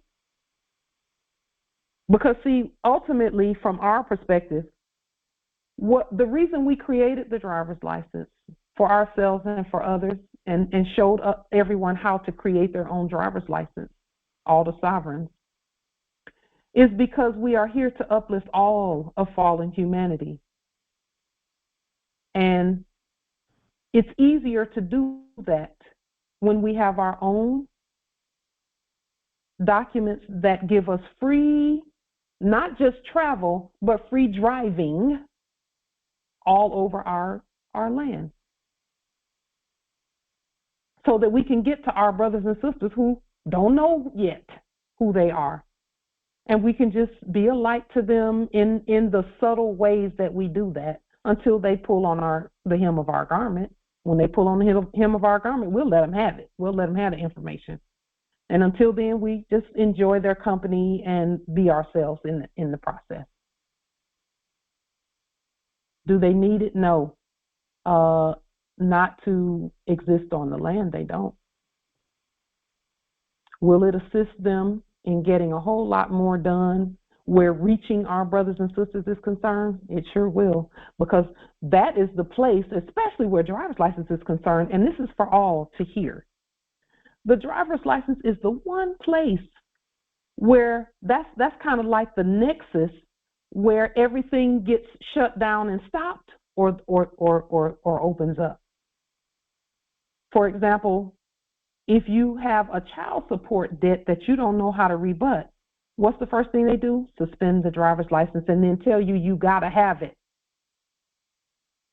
They say if you want to drive, you got to have it, but they keep suspending it. The fake one. Over some trafficking of the living.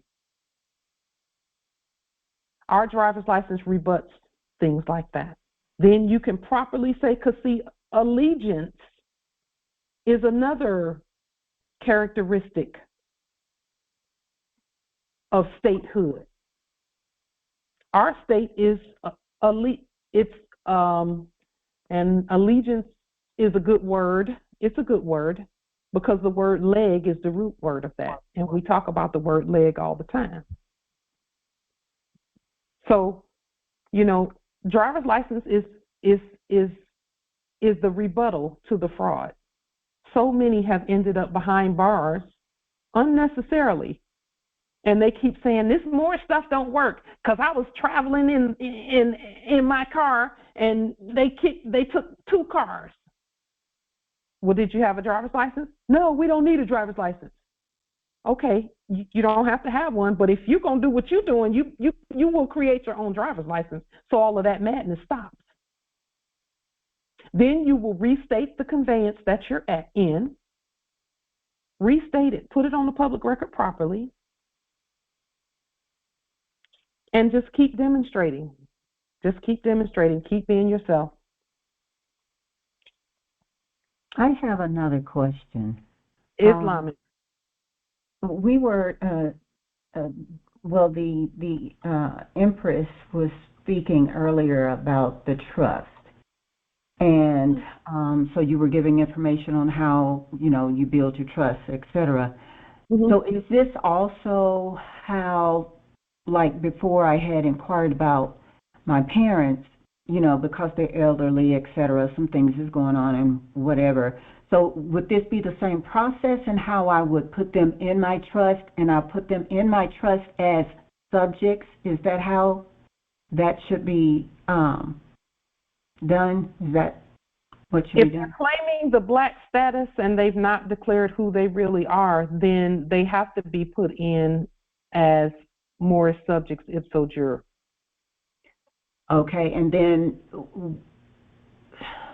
because I don't think that they're going to understand anything if I explain it to them what they should be and all of that. So we can skip that part, right? You don't even have to do that. Skip that part, and so then when skipping that part, then I can maybe, because they're still not going to understand this part, if I tell them, well, I'm going to put you down as a subject, they're not going to understand all of that.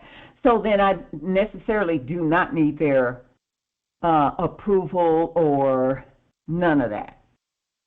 And okay. as some might think that's well, that's rude or that's, disrespectful. No, it's not, because they're considered minors by the system. They're considered children by the system. Already. And not just children. If they say they're black, they're considered dead or slaves. Dead. Corpses. You have to rebut that. You have to rebut that. And then they actually have to be put in as property until they state otherwise. Because again, you're still talking about words on a page. You're still talking about words on a page. Because the page is where all of that stuff happens. They get named dead slaves on a piece of paper. So you're rebutting the paper. We know that they are the bloodline and birthright. They just don't know it yet. So although you cannot proclaim their nationality for them, you can put them under your authority. I have people under persons under my authority who, I don't believe that Moorish stuff. Okay, fine. But if something happens and something's going on, Moorish documentation, and that's my subject, and that's my property, and you can't have them. And I've had to do that, where they were trying to take someone and go in this direction and send us in that direction, away from them and separate us. So we stood on our square and they couldn't do it. They actually had to escort us as we went on, like the nobility that we are. But he was acting like property. Okay, be property. You don't know that you're acting like property, but every one of these ones that's standing here, no. Everybody who I asked, what is your name? They know what that means. And start asking questions. They know what that means. And that's why they couldn't separate us. And the one I was with didn't even know that that's what was going on. But they all knew, and I knew. So, Islam, beloved, I have a question. We just have to do that. We have to put property where property wants to be, because they have free will to be property if they want to be property. But ultimately what happens to them, they're under our protection now. Right. Okay. because I will to place especially my young grandchildren. I would especially want to put them under my protection. Yes, they must be. They must be. And then I have another question. I have actually two more, and then I think I may be done, but these two I really want to know. Is there an umbrella, a laudial title, where, or shall I say, let me start over. Is there an umbrella, a laudial title, willed to only one person? And let me clarify, for example, an allodial title for the entire Turtle Island. Is there such a thing as an umbrella? Will to one person? Will to one person. No. Okay. In fact, a allodial title is not willed to any person. It's willed to the people, by the people, for the people. Okay. And my final, and this will be my final, this is about the Delarium. So I tried to print it out. I'm not sure if it's because of the transmission when it was sent to me, but it seems to print larger than the, what I'm trying to say, the increments that, not increments, the size. The size. So the size that you actually state that it's supposed to be. So only one that I think printed out close to that, which was yours. And then when I went to print out someone else's, it was much larger. And I was like, okay, something's not, something. What I do is I copy and paste it onto a Word document or a WordPad, because I have WordPad. I don't have Word. I have WordPad. I copy and paste it onto a WordPad document, and I fix the size accordingly, and then I print it out. I'm going to try that again, because I did transfer it to a Word or convert it to a Word document, and it just kind of went haywire. The picture went someplace else, and I mean, it just did some weird stuff. But I'm going to try and see if I can do it again and try to work at it and see how I can actually print it where it's going to look the way it's supposed to. Yeah. What I do is I go to the page setup. And when I go to page setup to print the Delarium, what I do is, here, I'll let page setup come up. What I do is on the left, I make it as close to the left as possible. So I just do 0.1. On the right, I do 0.1. On the top, I do 0.1. And on the bottom, I do 0.1. Okay. And then I leave it on letter and portrait. When I do that, the front page, I make it so that on the front, it's as far over to the left as possible. And then for page 2, which is the back, I put it over as far to the right as possible. So that when I print it front and back, it's going to line up perfectly that way, and make sure that the sizes are the same. Perfect. Now, when you print it out, are you printing it out on double side printing? Are you using double side? Yes. Okay. That works. I think that's all the questions, at least for now. Islam. Thank you, because I'm sure other Moors have those same questions as well. Islam. Are there any other questions, comments, wisdom? There was another, really quickly, any other questions, comments, wisdom? Islam. Islam nobility. Enough love and respect. Greetings to all the Moors. Great rising to you, nobility. I am hereby thankful again, once more, for your wisdom. Islam. And enough gratitude for being here. Indeed. And I really full joy all the Congress, because it's providing X amount, so to speak, of knowledge, wisdom, and understanding.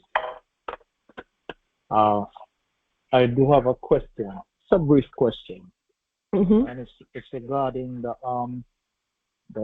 obtaining of domiciles. Okay, as I was listening on, I would like to know if the process that you mentioned, if it's only if it's only regarding domiciles that I'm sorry. It's for everything that we do. Everything that we do, the formulation is the same. No, that wasn't the question. Pardon me. The question is, is it to obtain and the process you mentioned, is it only related to domiciles that's for on what you mentioned before, auction, or does it also apply to domiciles that's for sale? It applies to any domicile. Okay. Gratitude, Empress. Islam. Thank All you. we say is that you look at the process. If it's for sale, look at the sale process. Restate that process and then buy it. Okay. If it's for rent, look at the rent process. Restate that process, and if you will to rent it, but I don't know why anyone would rent it if you can buy it. Logically, yeah, it's true. Yeah. If it's vacant or abandoned, same thing. Look at that process, restate the process, and then demonstrate it. That's it. Enough love and respect, Empress. Gratitude. Islam. Hi. Islam Empress. Islam Empress. How are you? All is well, Empress Nabi. How are you doing, great Empress? Good. I have a question and a statement. The statement is, I found it helpful that when you speak for minors, to not have them present, to not cause confusion, because sometimes you have minors that will talk out of turn, and it becomes more of a challenge.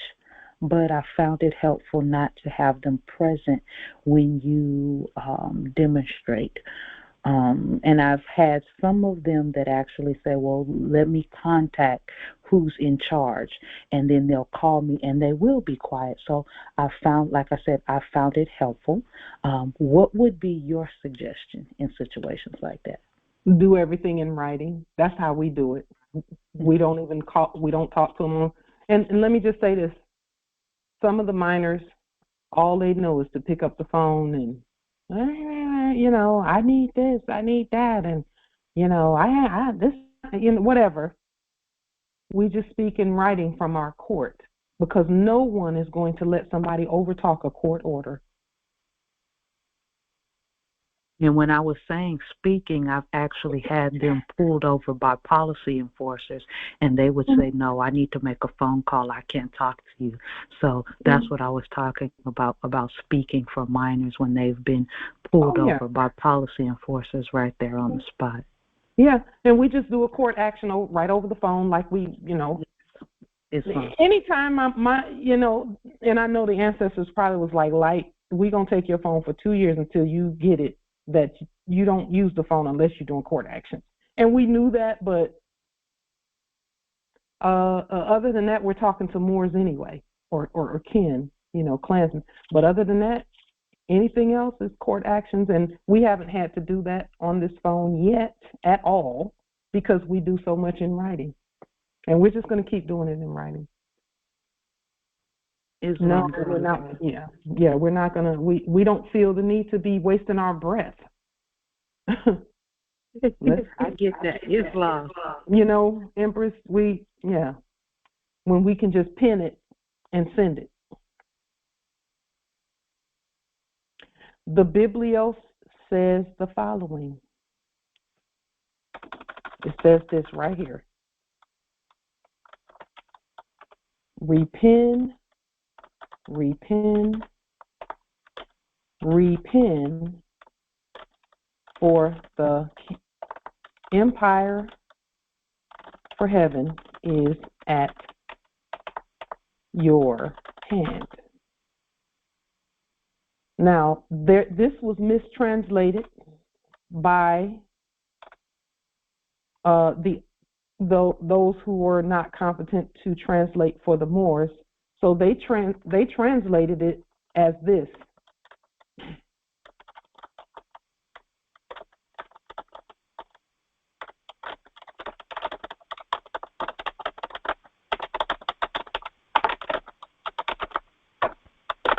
That's what they thought that was being said, but they were trying to translate Hebrew.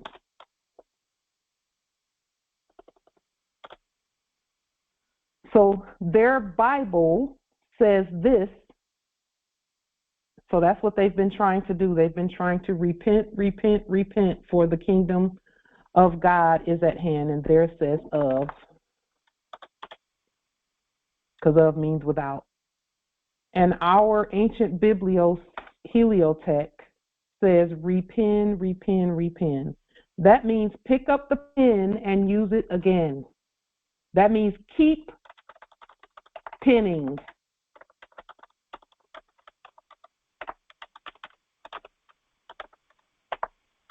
Keep doing it. And keep penning. Put pen to paper. For the empire is at your hand when you do so. With that being stated, we will conclude our Congress for today. Let me just check really quickly because I had one or two other short things. If you would, please do the study on the difference between naturalization and citizenship, and we'll talk about that at our next Congress. The difference between nationalization and citizenship as we continue, because what we're going to be doing in the coming weeks has everything to do with dealing directly with those who are at our territories. We're preparing for that since because the maps are changed with all the fraud being washed away, roads being washed away, buildings and things being washed away, things, all of that. The map has changed, and it's going back to what it should be. And with that being stated, we're going to be speaking to those around us at our territories, even more so. So, and another quick thing, each and every one of us, and this is a suggestion, just as some extra study, each and every one of us has near us or somewhere at our territory a place that was previously doing business as an unincorporated place, like an unincorporated city or an unincorporated county land or something, an area that was unincorporated. For us, all of our land is unincorporated when it comes to that particular part. For example, the Federal Way, they were saying that these large areas were unincorporated. Okay.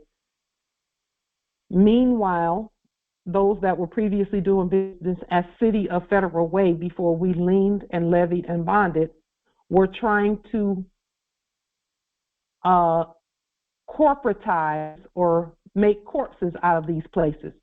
These places right here have people at them or people in them who know about the Moors and are loyal to the Moors and would not capitulate to that whole corpse piece. However, if they weren't incorporated by the quote-unquote state, then they had somebody pretending to be the citizen, the county or the city to incorporate. So somewhere along the way, they were trying to get everyone incorporated. Some of them said no because they didn't trust them and so on and so forth. However, when they started using fiat, which all of them did at some point, they didn't realize it, but they were being incorporated anyway. But I'm noticing that as I go to these places that are called unincorporated, that the people there do things the way that we did them initially. For example, they have these places, they have a lot of places in these unincorporated places where you go and you can pay $5 in fiat or $10 or $20 in fiat and pick all the crops that you can carry, like all the strawberries you want to pick, or all the pumpkins you want to pick, or all the collard greens you want to pick. You know, pick as many as you want to pick and pay one price. So we're just looking at those places to see how they do things, because we're going to restate those two, because technically they're not unincorporated. Technically they're not. Technically that was still an enactment. But we're going to start doing documentation and paperwork there and sending it out, just for notification, sending it out in preparation for what else is coming, because there's more coming. We noticed that in those places, we went to one or two areas on these maps, quote unquote. Again, we restated the map, so it's not even what they say it is. But when we went, they were having something like a pumpkin patch thing where people could come and pick pumpkins and all this kind of stuff. And we noticed that fake acting policy enforcers were directing traffic. Well, that might seem like a good thing to protect the people, but it's not really, because they're being taxed for that. So we're just looking at how everything is unfolding and speaking to it as we see it. Okay? Because the unincorporated places have some really good methods and ways of doing things that is helpful to the people. They have food available for the people to come. The people just have to do the work. They even have trash, refuse places where you can bring your trash and they just incinerate it. They have this one open field place, and it's got a couple of machines, and they incinerate, so that they don't have to have contracts with the trash, with waste management and things like that. So Islam, Empress. I find it very interesting that you bring this up, because during this week, I wouldn't call it a week, but anyway, these last few days, I started looking into the difference between corporated or incorporated and unincorporated. Yeah. And where I am is unincorporated. So I began to look into it. I haven't gotten into it as deep as you have already, but what I did find out is that they do things a whole lot different than everybody else. Yeah. So, yeah, I just thought that was very interesting. And then that you brought it up. And then what is our next Congress again? The difference between, if you repeat that. Citizenship and nationality. Perfect. Citizenship and naturalization. Great. Thank you so much. Islam. We know about nationality already, but we're now talking, what's the difference between citizenship and naturalization? Empress Imani, just so that you are aware, and you probably noticed already, but for anyone else who's living at unincorporated places, which we all are, utilities are public works. So you're not supposed to be paying utility bills, electric, gas, water, sewer, trash collection. You're not supposed to be paying that. But the only way that people have been paying it is thinking that a corporation has anything to do with that, and they don't. interesting here, because as I was doing my study on unincorporated and so on and so forth, it says here, East Federal Way has been designated by the city of Federal Way as a potential annexation area. In other words, it says meaning the city intends to extend its borders to serve this community through the annexation process. In other words, they're trying to take over and make that place corporate, and so they can tax them. But the people keep voting it down. East Federal Way is a community of approximately 22,000 people. It comprises most of the remaining whatever here. It says on August 21st, an annexation proposal was rejected by voters in East Federal Way. The city of Federal Way has no plans to pursue annexation at this time. King County will continue to work with the city of Federal Way and unincorporated area residents to promote annexation of the area. So now they have, they're playing with words and all of that, trying to get these people to incorporate, because they don't want to give them public services. They're trying to say public services are a burden to the city, but it should be a burden to a city of corporation. It should be a burden to them, because they don't have any business bothering those people. So what we are doing is continuing to state who we really are. And here's the thing, and I can see now why they would want to try and keep a lid on what we're doing, which they can't do. It's impossible. Because if the people over at East Federal Way find out that we're over here and we've already unincorporated Federal Way, it's a wrap. It's a wrap. It's done already. So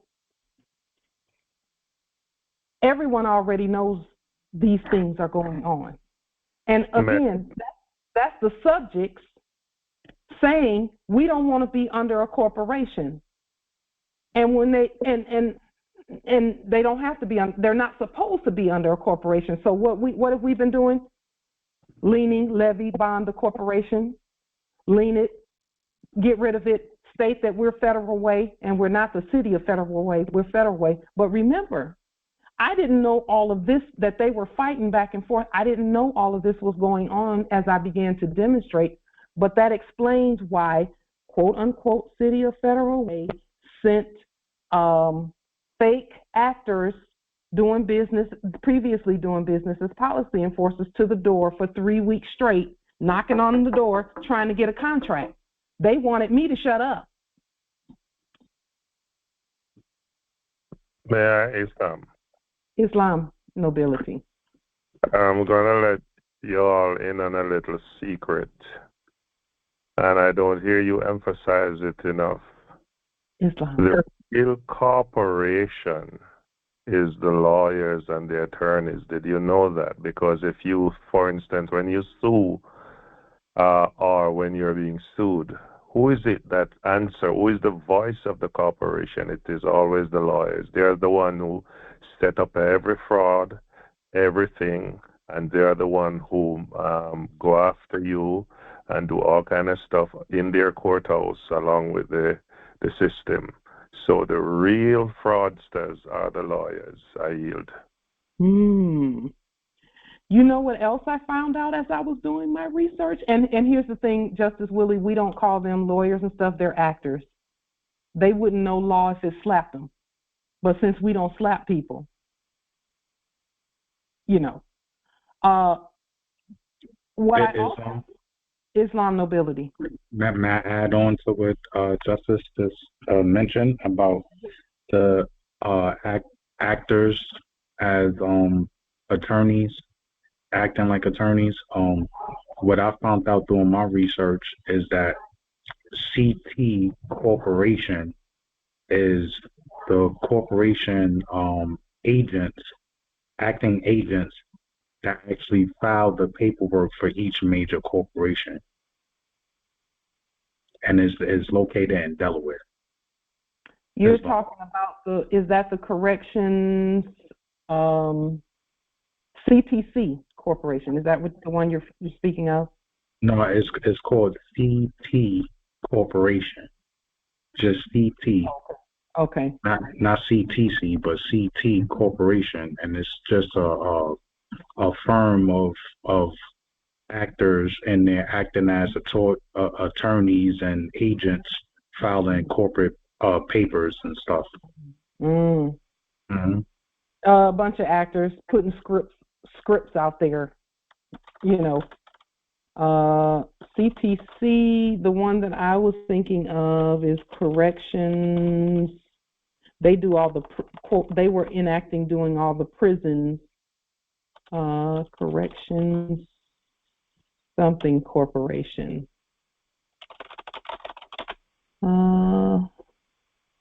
Corrections Corporation of America, CCA. Okay, correct. Yeah, they're the ones that were enacting all the jails and stuff, the prison complex. And you're saying CT Corporation.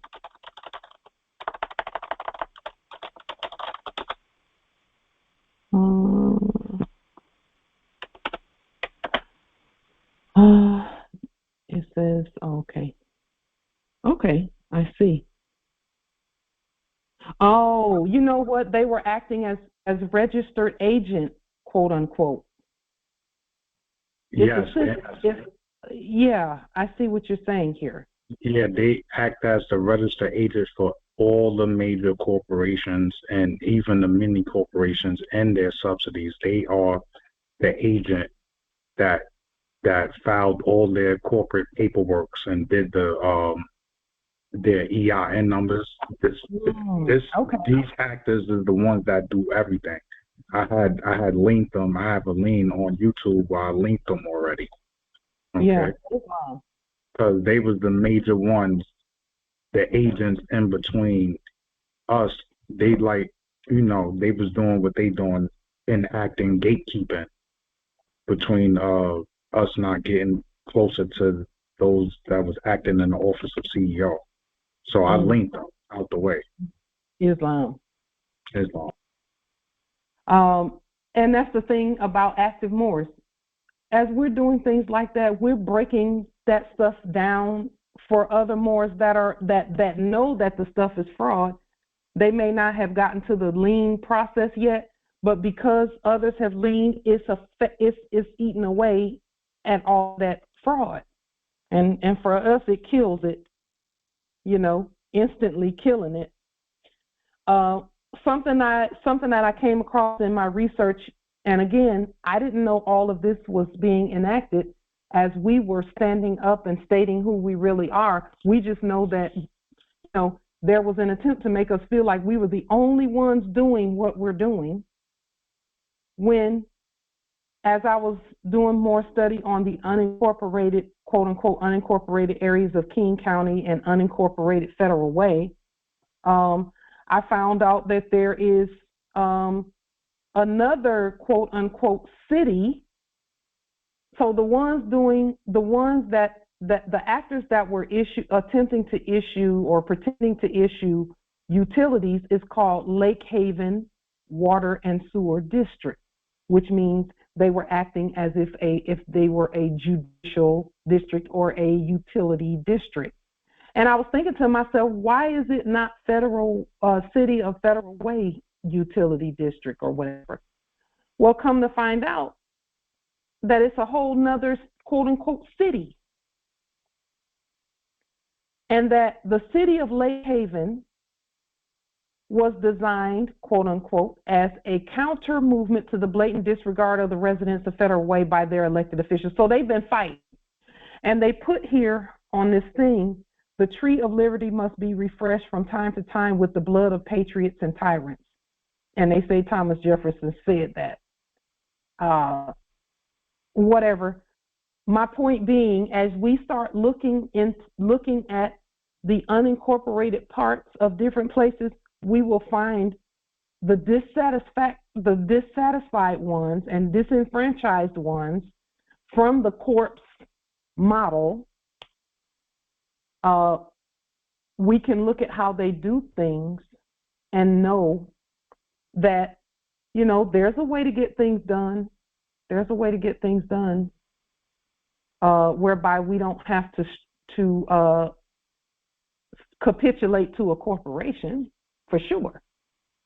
because there's whole groups. If you can't find unincorporated cities nearby, then look for unincorporated county, unincorporated parts of the county or unincorporated parts of the state.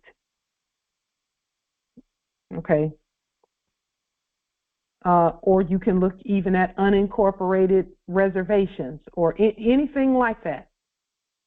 That's unincorporated, and then just roll through there if you have a chance, or walk through there, or just take a peek at it online and see what you can see, because the ancestors will show you some things about how what we're doing.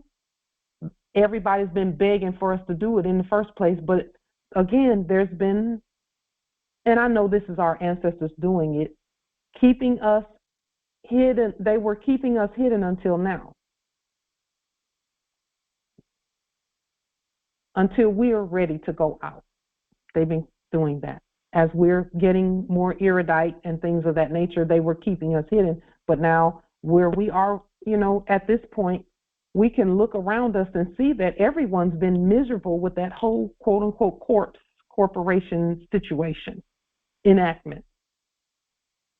And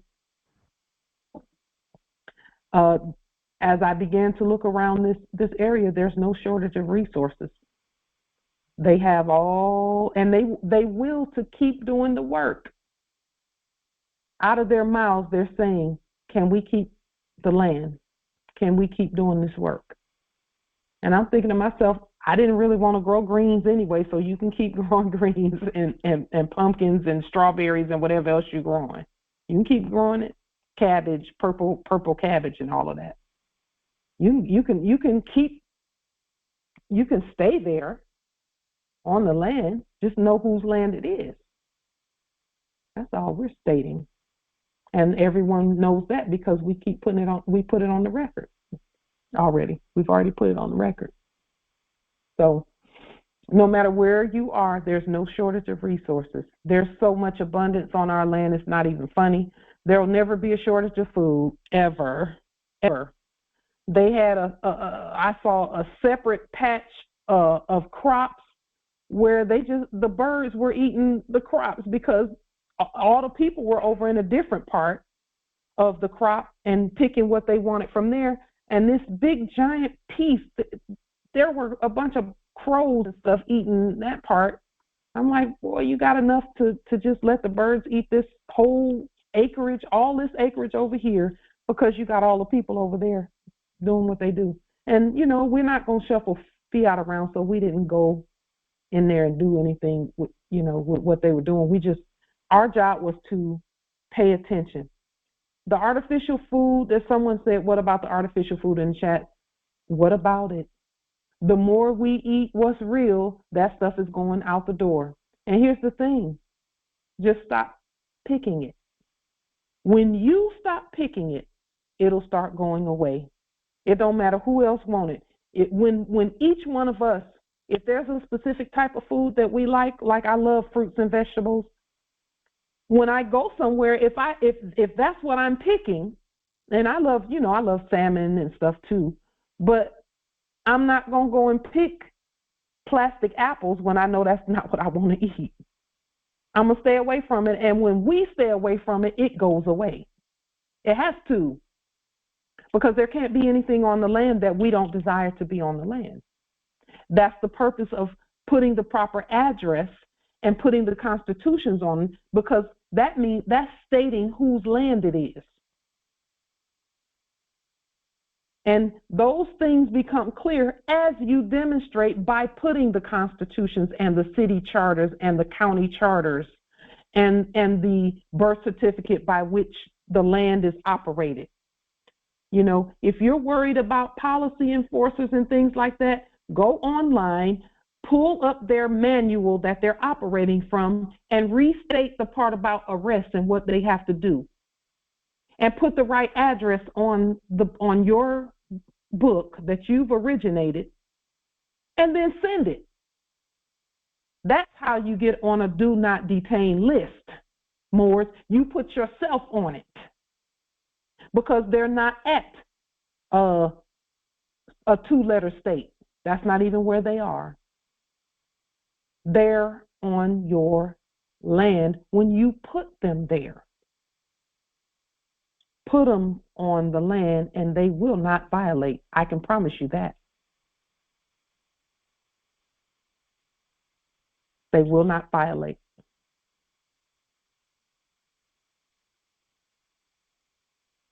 So with that being stated, everyone is really quiet, so I'm assuming you all are probably a little tired by now.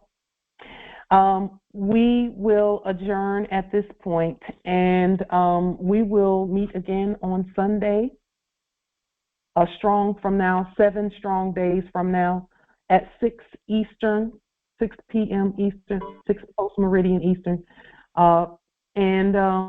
May your way be easy. May all that you state manifest for you.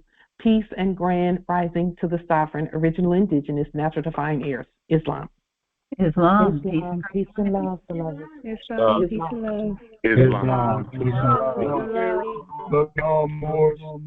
Appreciate everything. Islam. Islam, Empress. Islam, nobility. Islam. Peace and energy. Peace and energy. Indeed. Islam.